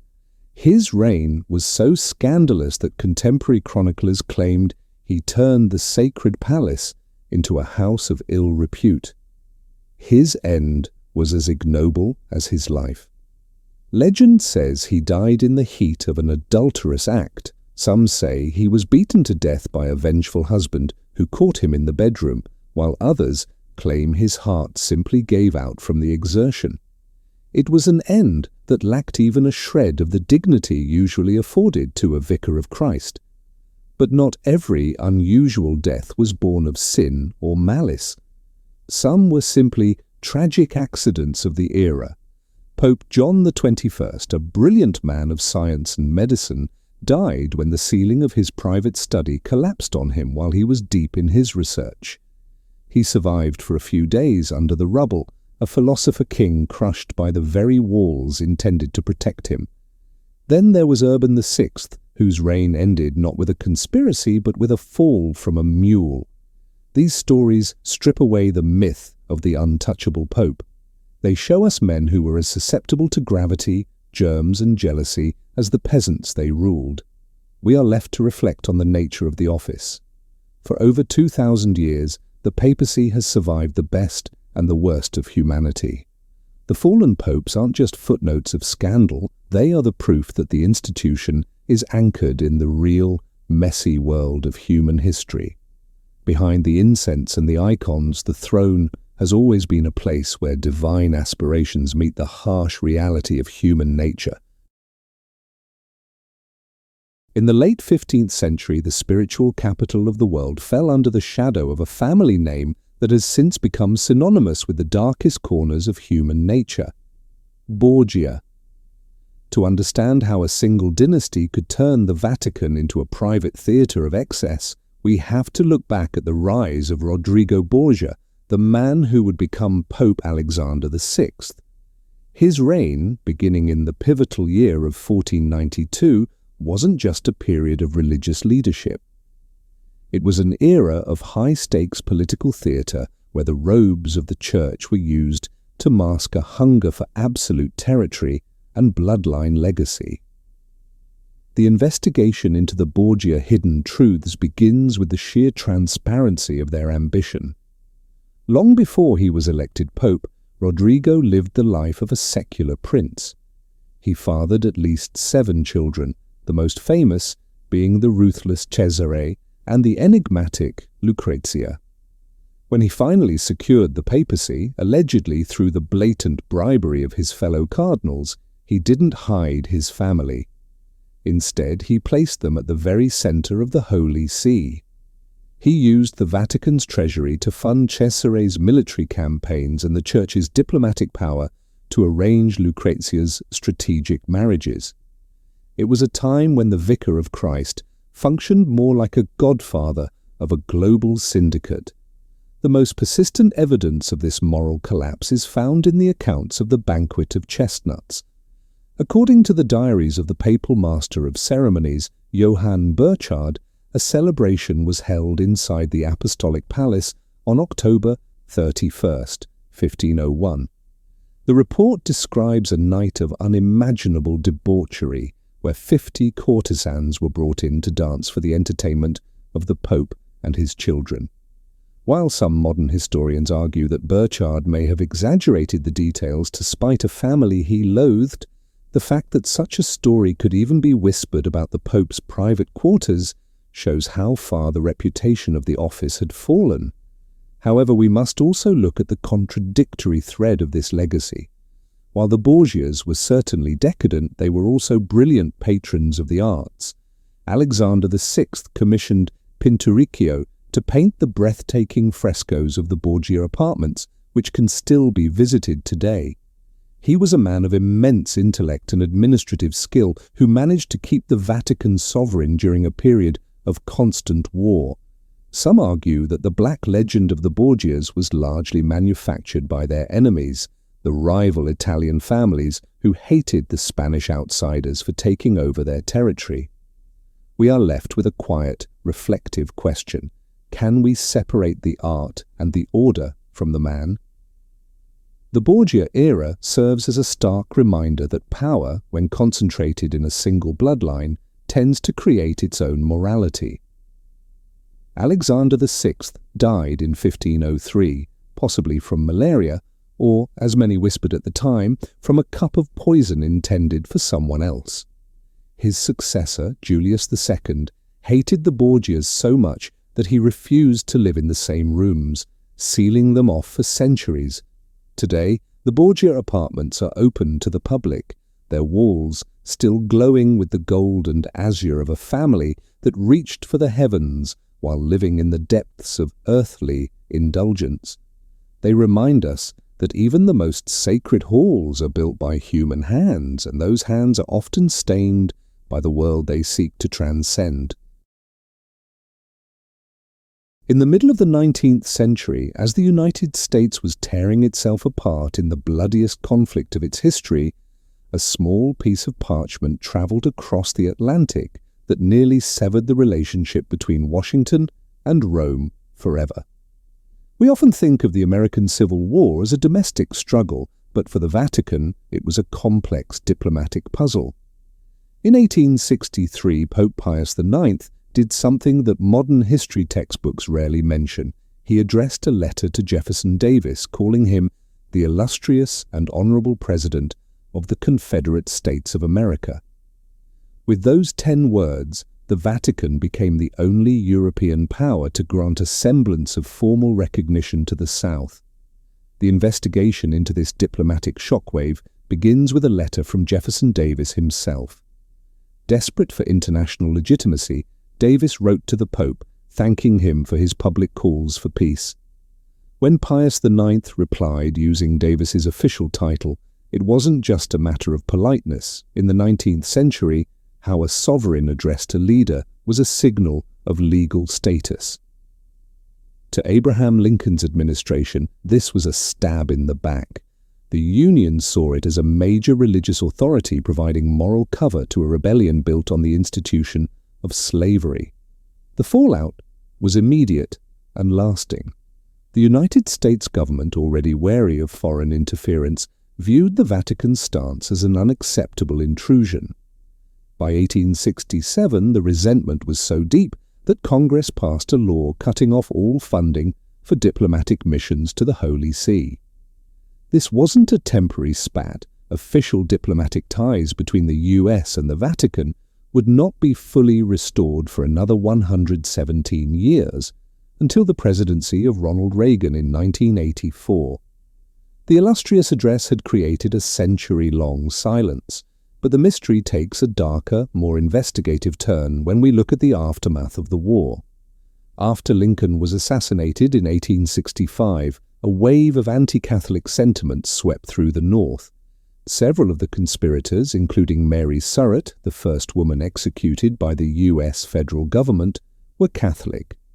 This led to a lingering hidden truth or conspiracy theory, that the Vatican's quiet support for the Confederacy had emboldened the assassins. While no credible evidence has ever linked Rome to the plot, the fact that John Surratt, Mary's son and a fellow conspirator, fled to Italy and briefly served in the Pope's private army, the Zouaves, only added fuel to the fire. Even after the South was defeated, Pius IX did not abandon the man he had called president.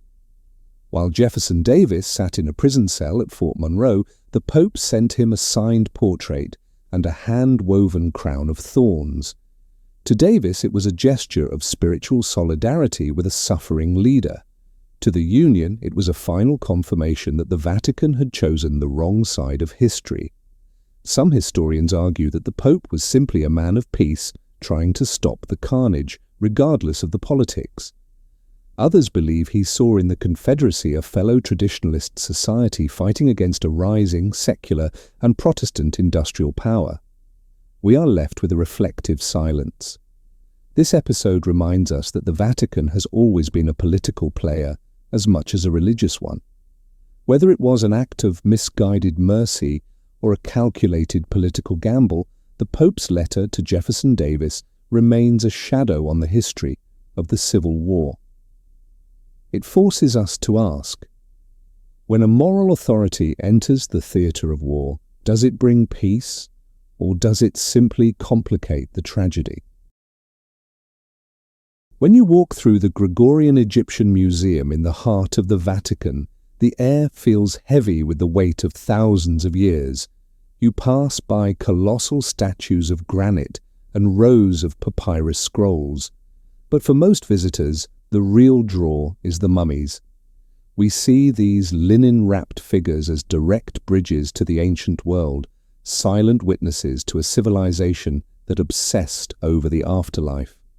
We trust that the body beneath the bandages belonged to a priest or a child from the time of the pharaohs. However, in 2015, a team of researchers decided to look through the cloth without unwrapping it. What they found on their monitors didn't just challenge the labels on the glass. It exposed a century-old scam. The investigation began as a routine health check for the collection. Using advanced CT scans and X-rays, scientists expected to see the delicate skeletons of children or perhaps mummified animals, as the museum's records had stated for generations. Instead, the screens revealed a startling anatomical mismatch. Two of the mummies were not ancient children at all. Inside the wrappings were the bones of two adults, a man and a woman. Even more confusing was the age of the bones themselves. Carbon dating revealed they weren't from the time of Rameses or Cleopatra. These people had lived and died during the Middle Ages, roughly between the 14th and 15th centuries. This discovery led to a deeper, more mechanical doubt. As researchers zoomed in on the scans, they spotted something that definitely didn't belong in ancient Egypt, a rusted iron nail. The nail was a product of the 19th century. It had been driven into the medieval bones to hold the skeleton together so it would fit inside the linen shell. It became clear that these weren't sacred relics of a lost empire. They were high-end forgeries, carefully constructed and sold to the Vatican by clever antique dealers nearly 200 years ago. To understand how a fake could sit in the Vatican for so long, we have to look back at a period historians call mummy mania. In the 1800s, Europe was obsessed with all things Egyptian. Having a mummy in your private collection was the ultimate status symbol for aristocrats and scholars. This massive demand created a supply problem. Real mummies were hard to find and expensive to transport. To fill the gap, a faking industry emerged in Cairo and Alexandria. Shrewd dealers would take bones from old cemeteries, wrap them in aged linen, and sell them to unsuspecting collectors as genuine artifacts from the Nile. The Vatican was a victim of its own curiosity. In an era before carbon dating and X-rays, authenticity was judged by the eye. If a relic looked ancient and was sold by a reputable dealer, it was accepted as truth. These mummies weren't just objects, they were symbols of the Church's desire to connect with the origins of human history.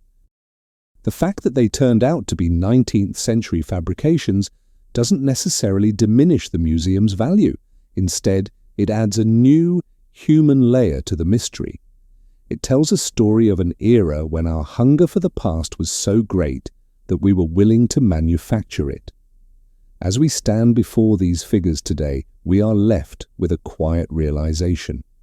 History is not always a straight line of facts. Sometimes it is a hall of mirrors where our own expectations can blind us to the truth. These fake mummies remind us that every generation sees what it wants to see in the shadows of the past. The rusted nail holding the medieval bones together is a tiny metallic proof that even in a place of eternal truth, some secrets are only skin deep. In the spring of 1514, the streets of Rome witnessed a spectacle so improbable that it brought the Eternal City to a standstill.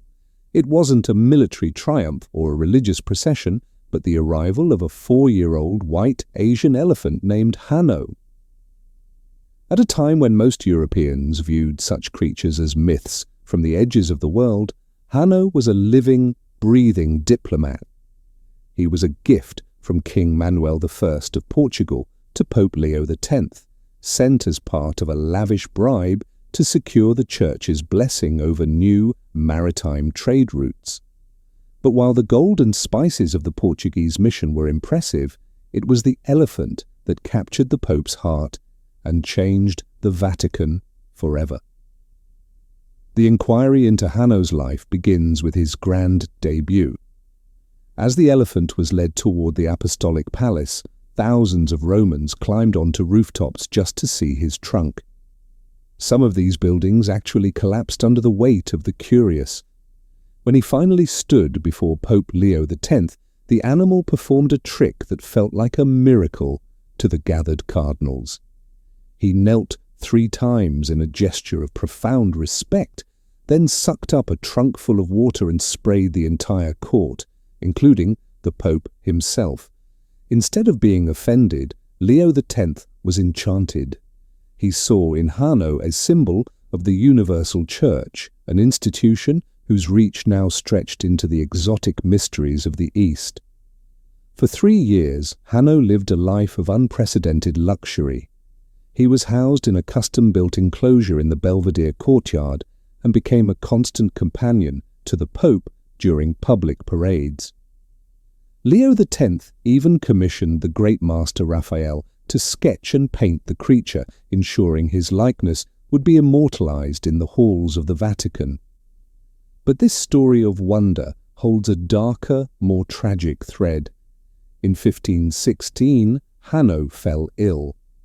In a desperate, misguided attempt to save him, the Vatican's physicians reportedly fed the elephant a mixture of gold and other precious metals, believing in the superstition that gold could cure any royal ailment. The medical evidence suggests this cure was actually a death sentence. The heavy metals likely caused a catastrophic blockage in the animal's digestive system. At the age of only 7, the elephant who had mesmerized Rome died in the arms of his heartbroken caretakers. Pope Leo X was so devastated that he composed a moving elegy for his friend and had him buried in a secret spot within the Vatican gardens. For nearly 4.5 centuries, the story of the Pope's elephant was regarded by many as a charming legend, a piece of Vatican folklore that had been exaggerated over time. Then, in 1962, the mystery moved from the archives to the earth. During a routine construction project in the Belvedere courtyard, workers struck something massive and hard. They unearthed a giant jawbone and several enormous teeth. When historians compared the find with the 16th century records of Raphael and the Pope's personal diaries, they realized they had found the physical remains of Hanno. The myth was made of bone and ivory. However, one piece of the puzzle remains missing. While the jaw and several bones were recovered, Hanno's famous tusks were nowhere to be found. They had been removed before burial, and their current location is a matter of intense speculation. Did they become part of a secret relic collection? Were they carved into a sacred object that still sits on a Vatican altar today? To this day, the missing ivory remains a silent gap in the story of the most unusual resident the Vatican ever hosted. Hanno reminds us that even in a city of stone and secrets, the most enduring mysteries are often the ones that arrived on 4 feet, carrying the wonders of a world just beginning to open up. When you step into the upper basilica of St. Francis in Assisi, you are entering one of the most sacred halls in the world. The walls are covered in a cycle of 28 frescoes that tell the life story of Italy's patron saint. For over 700 years, millions of pilgrims have stood in this space, tilting their heads back to admire the work of Giotto di Bondone, the man who, supposedly, pulled art out of the stiff, golden Middle Ages and into the living, breathing Renaissance. The air here is thick with incense and the hushed whispers of the faithful. Everything about the scene suggests a perfect, divine order. Yet for 7 centuries, a tiny, sinister detail was hiding in plain sight, watching the worshippers from the very sky they were praying to. In 2011, the illusion of this perfect sanctity was quietly shattered. An art historian named Chiara Frugoni was studying high-resolution photographs of fresco number 20, the scene depicting the death and ascension of St. Francis. As she looked at a swirling white cloud near the center of the panel, just below the host of angels carrying the saint's soul to heaven, she saw something that didn't belong. It wasn't just a random shape. It was a profile with a hooked nose, a sly, mocking smile, and 2 distinct, dark horns. A demon was lurking in the clouds of a funeral.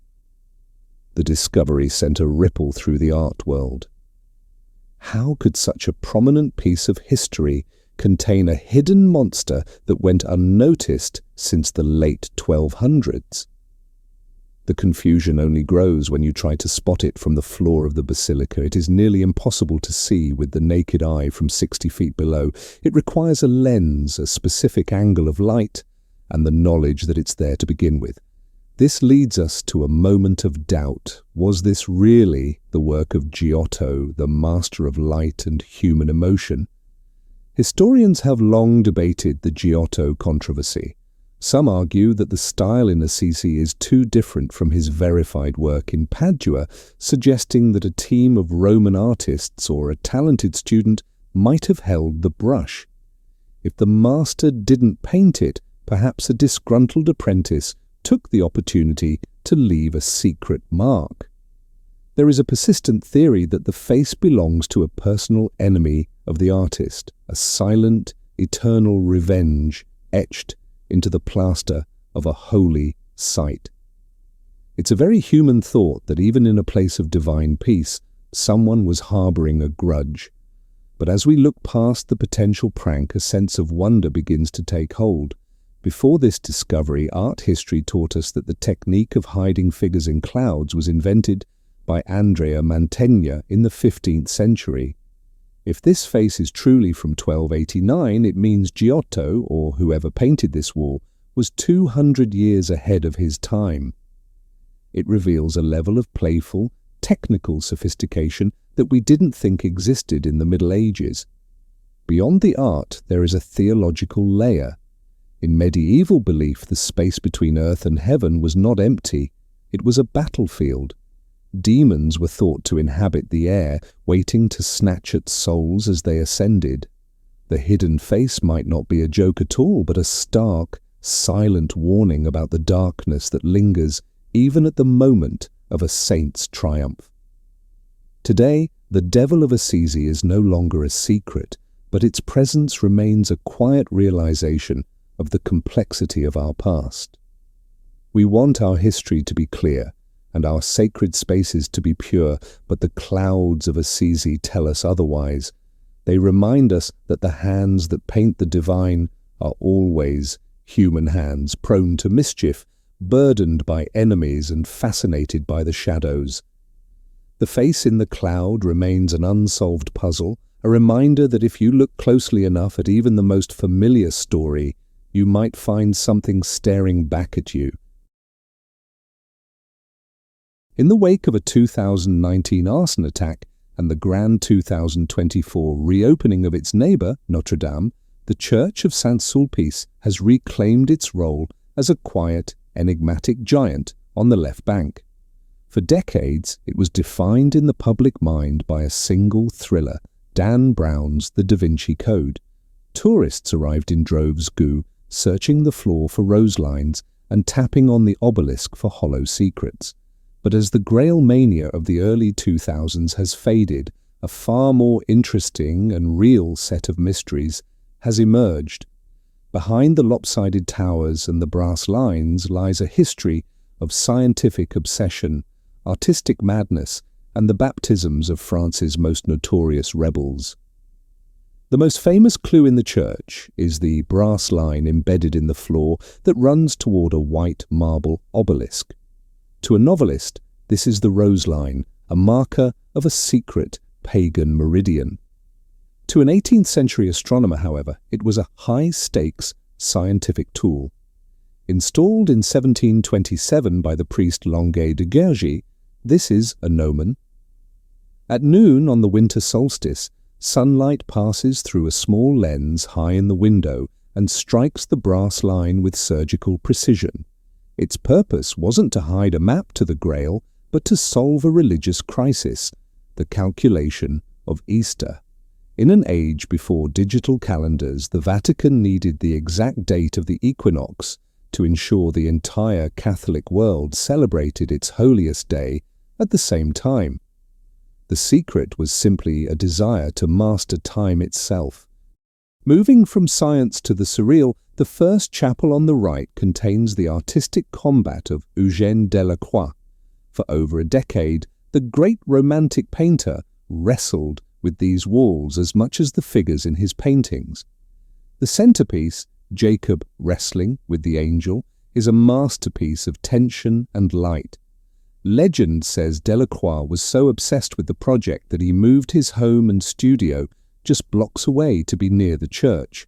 While conspiracy theorists look for codes in the angel's wings, art historians see the physical struggle of a man losing his health to create a legacy.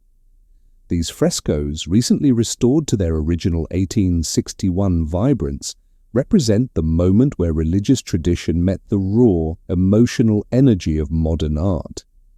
The very silhouette of Saint-Sulpice tells a story of failure and persistence. If you look at the facade, you'll notice the towers don't match.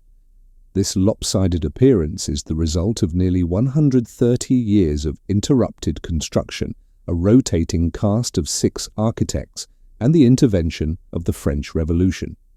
The North Tower is a neoclassical giant, while the South Tower remains unfinished and 5 meters shorter, a stone monument to the financial and political chaos of 18th century France. Beyond the architecture, Saint-Sulpice has been a silent witness to the most contradictory figures in French history. It is the church where the Marquis de Sade and Charles Baudelaire, men whose writings would later challenge every moral fibre of the church, were baptized. It is where Victor Hugo was married, and where, during the Revolution, the building was stripped of its crosses and turned into a temple of victory. Even the fountain in the square outside carries a touch of wit. It is known as the Fountain of the 4 Cardinals, honouring 4 great preachers who were so influential they were expected to be cardinals, but never actually received the hat. We are left with a reflective truth. Saint-Sulpice doesn't need a secret code to be mysterious. Its mystery is built into its stones, a place that survived revolution and arson, hosted the baptism of the Divine Marquis, and used the sun to tell the Church when to pray. The real rose line isn't a map to a treasure, it's a line connecting the scientific mind to the spiritual heart. The archives of the Vatican hold millions of secrets, but few are as heavy as a piece of parchment from January 1455. It sits quietly in the dark, a document of ink and wax known as a papal bull. This single decree did more than just expand an empire. It created a legal bridge between faith and the sale of human beings. To understand how the transatlantic slave trade began, we must look at this specific relic. In the early 1440s, Portuguese ships were creeping down the coast of West Africa. The captains weren't looking for people at first. They wanted animal hides, seal oil, and gold. But in 1441, a young captain named Antão Gonçalves changed the course of history.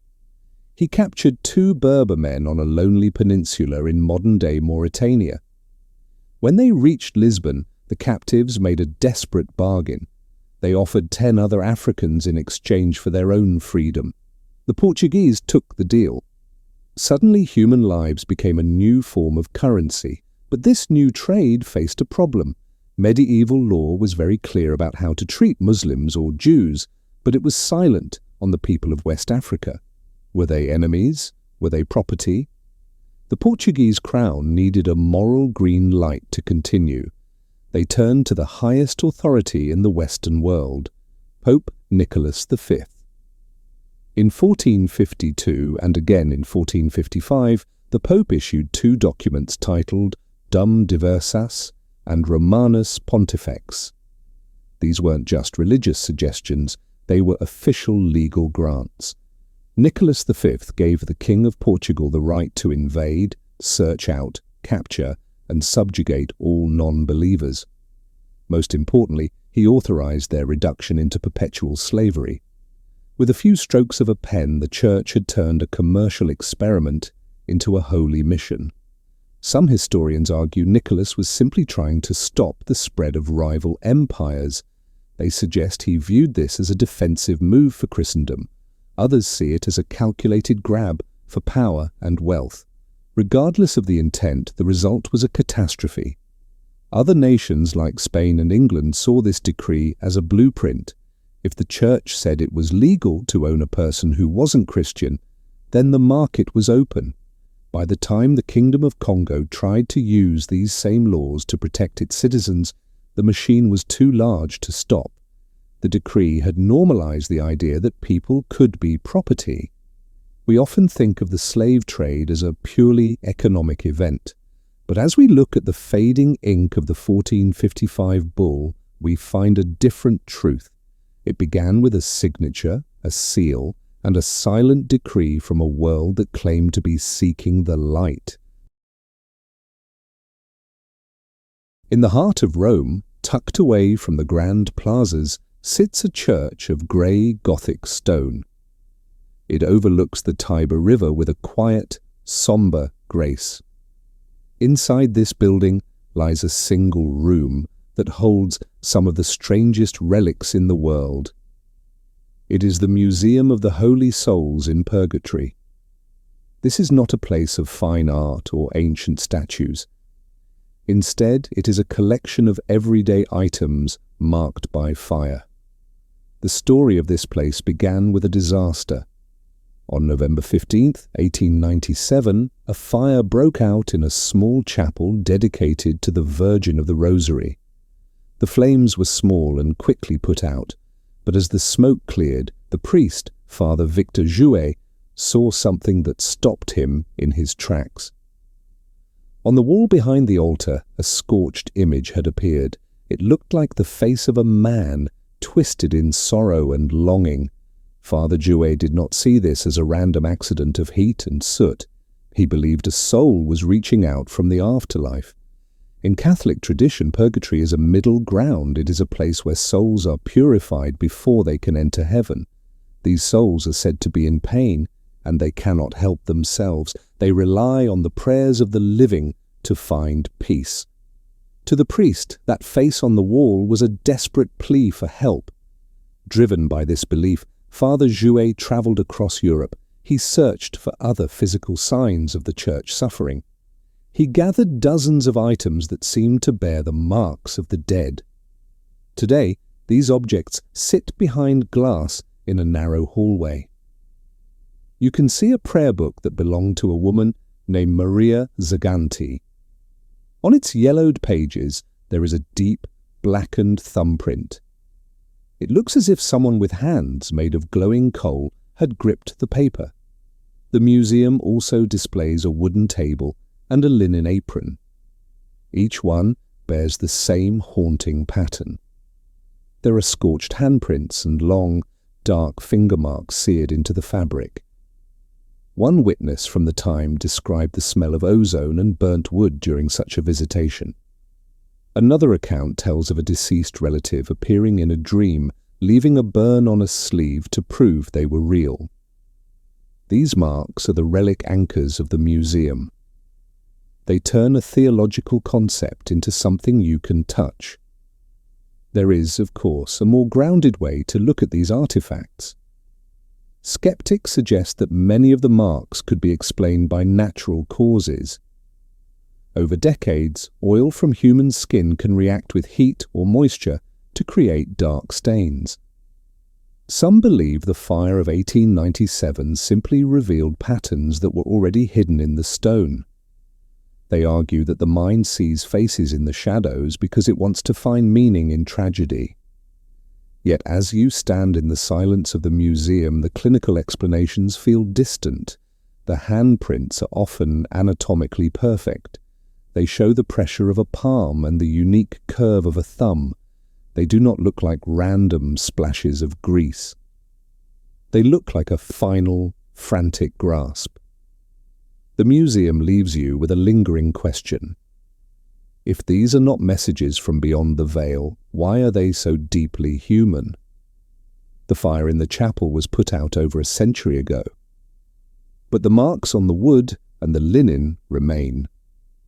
They serve as a bridge between the living and the forgotten. Whether they are miracles or mysteries of chemistry, they remind us of a universal human hope. We want to believe that when we are gone, we can still reach back and be heard. In the deep, biting cold of a Roman December, the world didn't go quiet. Instead, it erupted. Long before the first Christmas was ever recorded, the streets of Rome belonged to a god named Saturn. He was the deity of time and agriculture, the one who oversaw the harvest. From December 17th to the 23rd, the rigid structures of the Roman Empire simply dissolved. Saturnalia was a festival of total inversion. It was a time when the world turned upside down. For 1 week, the toga, the symbol of Roman citizenship and status, was tucked away. People dressed in colourful, informal tunics instead. Slaves were served dinner by their masters. The poor could speak their minds without fear of the law. Gambling, usually restricted, was encouraged in the streets. It was a brief, wild window of freedom before the winter gripped the world in earnest. But there was another date following this revelry that carried even more weight. On December 25th, the Romans celebrated Dies Natalis Solis Invicti, the birthday of the unconquered sun. This was the moment the sun stopped its retreat and began to grow stronger. It was the triumph of light over the long, suffocating shadow of the solstice. If you look closely at our modern traditions, you can see the relics of these Roman festivals hiding in plain sight. During Saturnalia, Romans decorated their homes with evergreen boughs. They hung small metal ornaments on trees outdoors. They exchanged gifts, usually small clay dolls called sigillaria, or candles known as cerae. These weren't just decorations, they were anchors of hope. The evergreens promised that life would survive the frost. The candles were small flickers of the sun that had yet to return. The mystery isn't that these traditions exist, but how they moved from the temple of Saturn to the cathedrals of the church. By the 4th century, Christianity was becoming the dominant force in the empire.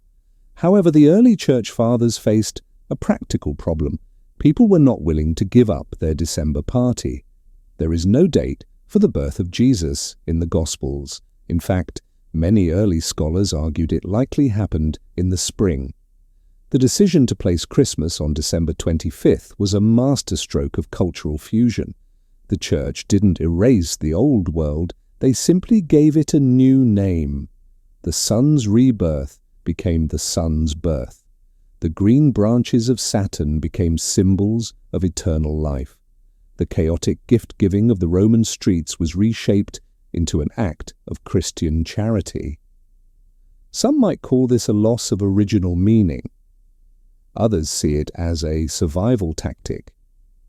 We are left to wonder, when we light a candle or hang a wreath today, are we celebrating a Victorian tradition, a medieval rite, or are we still, in some small way, honouring the ancient Roman god of the harvest? The shadows of the past haven't disappeared, they've just changed their clothes. If you were to walk through the streets of Rome in the early 3rd century, you wouldn't see grand cathedrals or public crosses. Christianity was a quiet, almost invisible movement, existing in the shadows of a world dominated by Jupiter, Mars, and Venus. Many people imagine that when the empire converted, the old gods simply vanished overnight. But history is rarely that clean. Deep beneath the Viale Manzoni lies a site that proves just how messy and beautiful that transition really was. The tomb of the Aureli. Discovered by accident in 1919 during construction work, this underground chamber remained a muddy, faded mystery for nearly a century. It wasn't until 2012, after a painstaking restoration using laser technology, that the walls finally began to speak.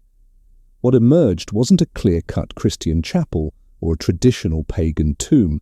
It was something else entirely, a visual middle ground where two worlds were still shaking hands. The frescoes are vibrant, filled with deep ochres and earthy reds, but as you look closer, the confusion begins. On one wall, a man sits carefully moulding small human figures out of clay. To a Christian, this looks like the Creator forming Adam from the dust. To a Roman of that era, however, it looked exactly like Prometheus, the titan who fashioned mankind in Greek myth. There is no label to tell us which one the artist intended. Nearby, a woman stands triumphantly atop a serpent. Is this a very early depiction of Eve overcoming the tempter? Or is it a representation of a pagan goddess, perhaps Hecate or Isis, taming the forces of the underworld? The tomb is a labyrinth of these double meanings. We see images of a shepherd carrying a lost sheep, a figure we now call the Good Shepherd. Yet in the 200s AD, this was also Hermes Kriophoros, an ancient symbol of protection and guidance for the dead. The mystery of the Aureli family is that they seem to live in a world without borders. There are no crosses here. There are no clear portraits of Jesus as we know him today. Instead, there is a collection of hidden truths. The tomb houses scenes of a great city, perhaps the New Jerusalem, sitting alongside philosophers and strange mythical beasts that defy easy classification. Some scholars argue the Aureli were Gnostics, a group that blended various philosophies into a private, mystical faith. Others believe they were simply a family caught in the tide of change, using the vocabulary of the old world to describe the hope of a new one. This site serves as a relic anchor for a forgotten era of human thought. It reminds us that new ideas don't usually arrive by destroying the past. They grow out of it, wearing the colours of what came before. As the lamplight flickers over these 1,800-year-old walls, you realise you aren't looking at the end of one religion or the start of another. You are looking at the moment of the merge. It is a quiet, painted reminder that the way we see the divine is always evolving, one brushstroke at a time. Deep beneath the polished marble of St. Peter's Basilica lies a world of silence. The Vatican Apostolic Archives stretch for over 50 miles of shelving, housing centuries of secrets. But for some, the greatest mystery isn't a document or a letter. It is a golden ghost. There is a long-standing theory that the most sacred objects of the ancient Jewish world, treasures from the Second Temple of Jerusalem, are hidden here, shielded by stone and secrecy. To find the start of this trail, we have to look at a relic carved in stone, the Arch of Titus in Rome. Built in 81 AD, it depicts a victory parade. In the relief, Roman soldiers are shown carrying a massive, 7-branched golden menorah. This wasn't just any lamp, it was the heart of the Jerusalem temple, looted during the Roman destruction of the city in 70 AD. History confirms the treasure reached Rome. Flavius Josephus, a chronicler of the time, wrote that these items were placed in the Roman Temple of Peace. But then the trail goes cold. When the Roman Empire fell, where did the gold go? This is where the inquiry begins. Some researchers, including biblical scholar Professor Tom Meyer, suggest a direct line of custody. As the Roman Empire transitioned into the Holy Roman Empire, the Church became the guardian of Rome's imperial legacy. If the Vatican inherited the city's treasures, it stands to reason they would also inherit the spoils of the Judean wars. The theory suggests that deep within the Vatican's subterranean vaults, areas strictly off-limits to the public, sits the menorah, the golden altar, and perhaps even the trumpets of the temple. Believers in this hidden truth point to the Vatican's extreme privacy as evidence.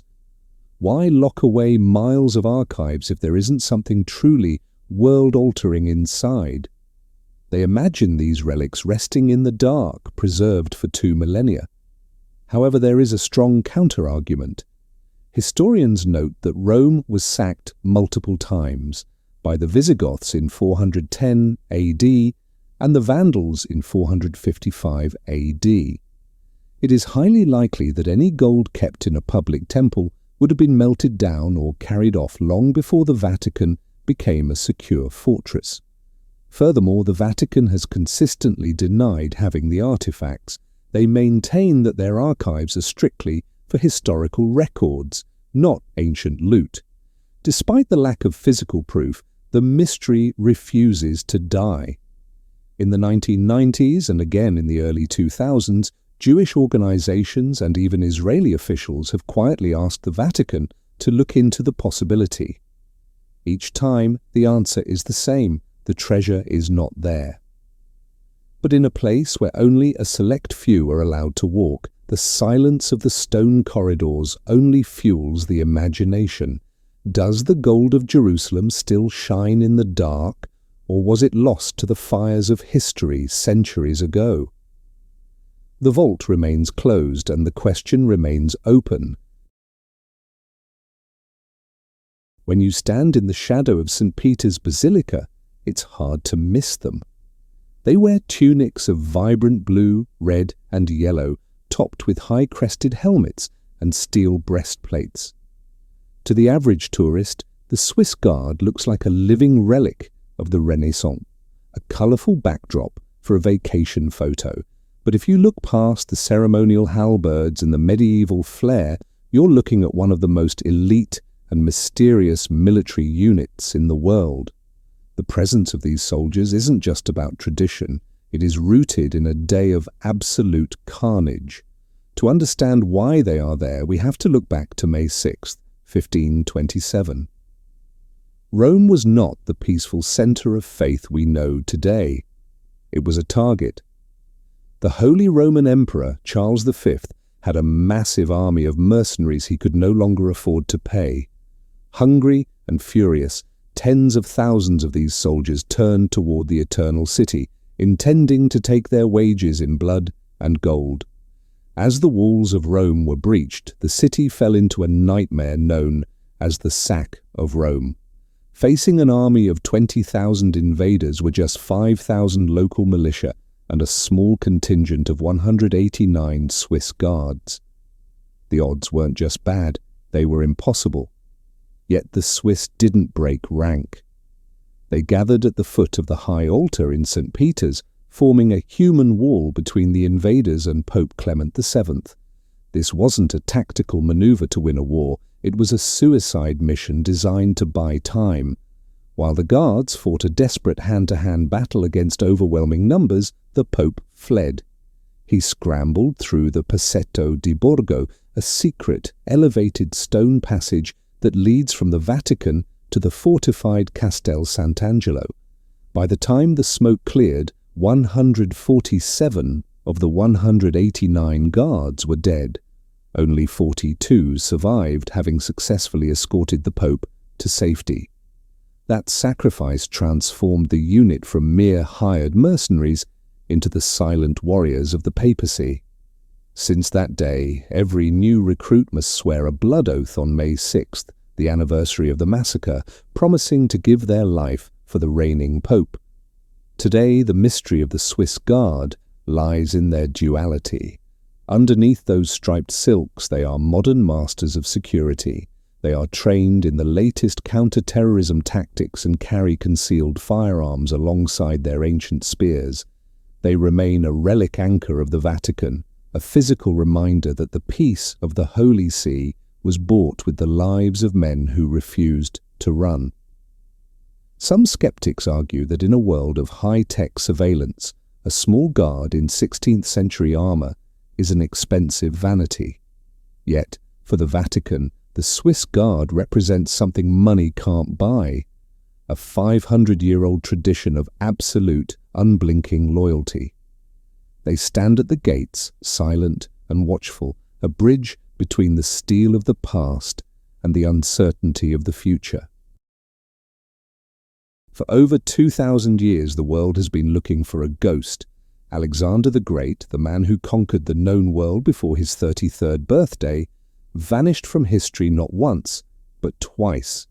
While we know he died in Babylon in 323 BC, his final resting place remains the Holy Grail of archaeology. But a controversial theory suggests we haven't found his tomb in Egypt because he isn't there.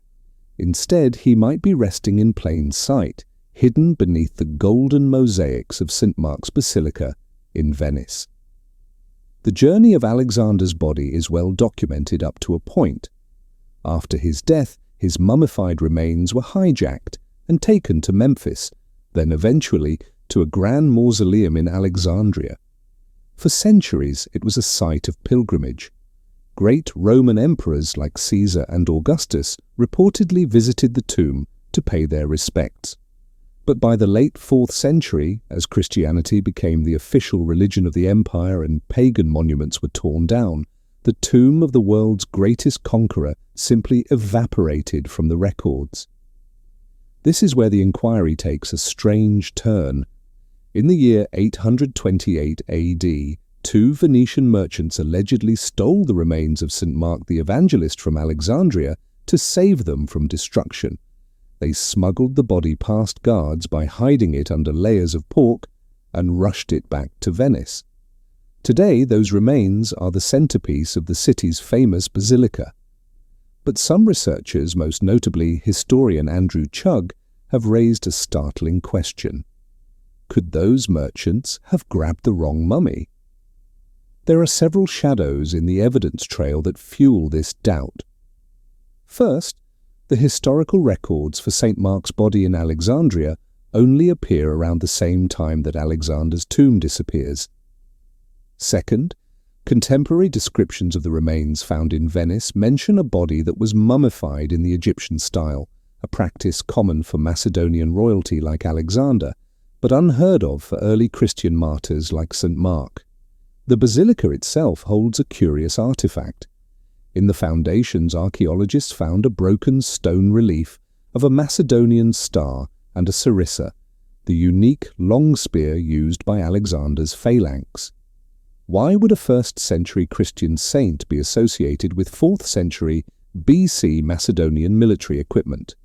The Vatican, which oversees these sacred sites, has never allowed a full scientific or DNA examination of the remains.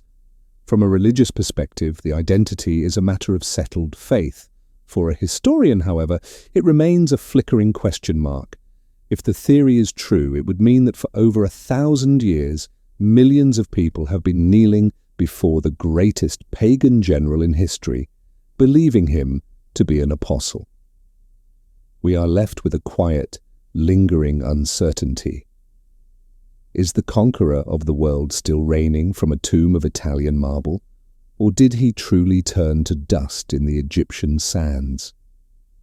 Until the reliquary is opened, Alexander remains exactly where he perhaps always wanted to be, right at the edge of our understanding.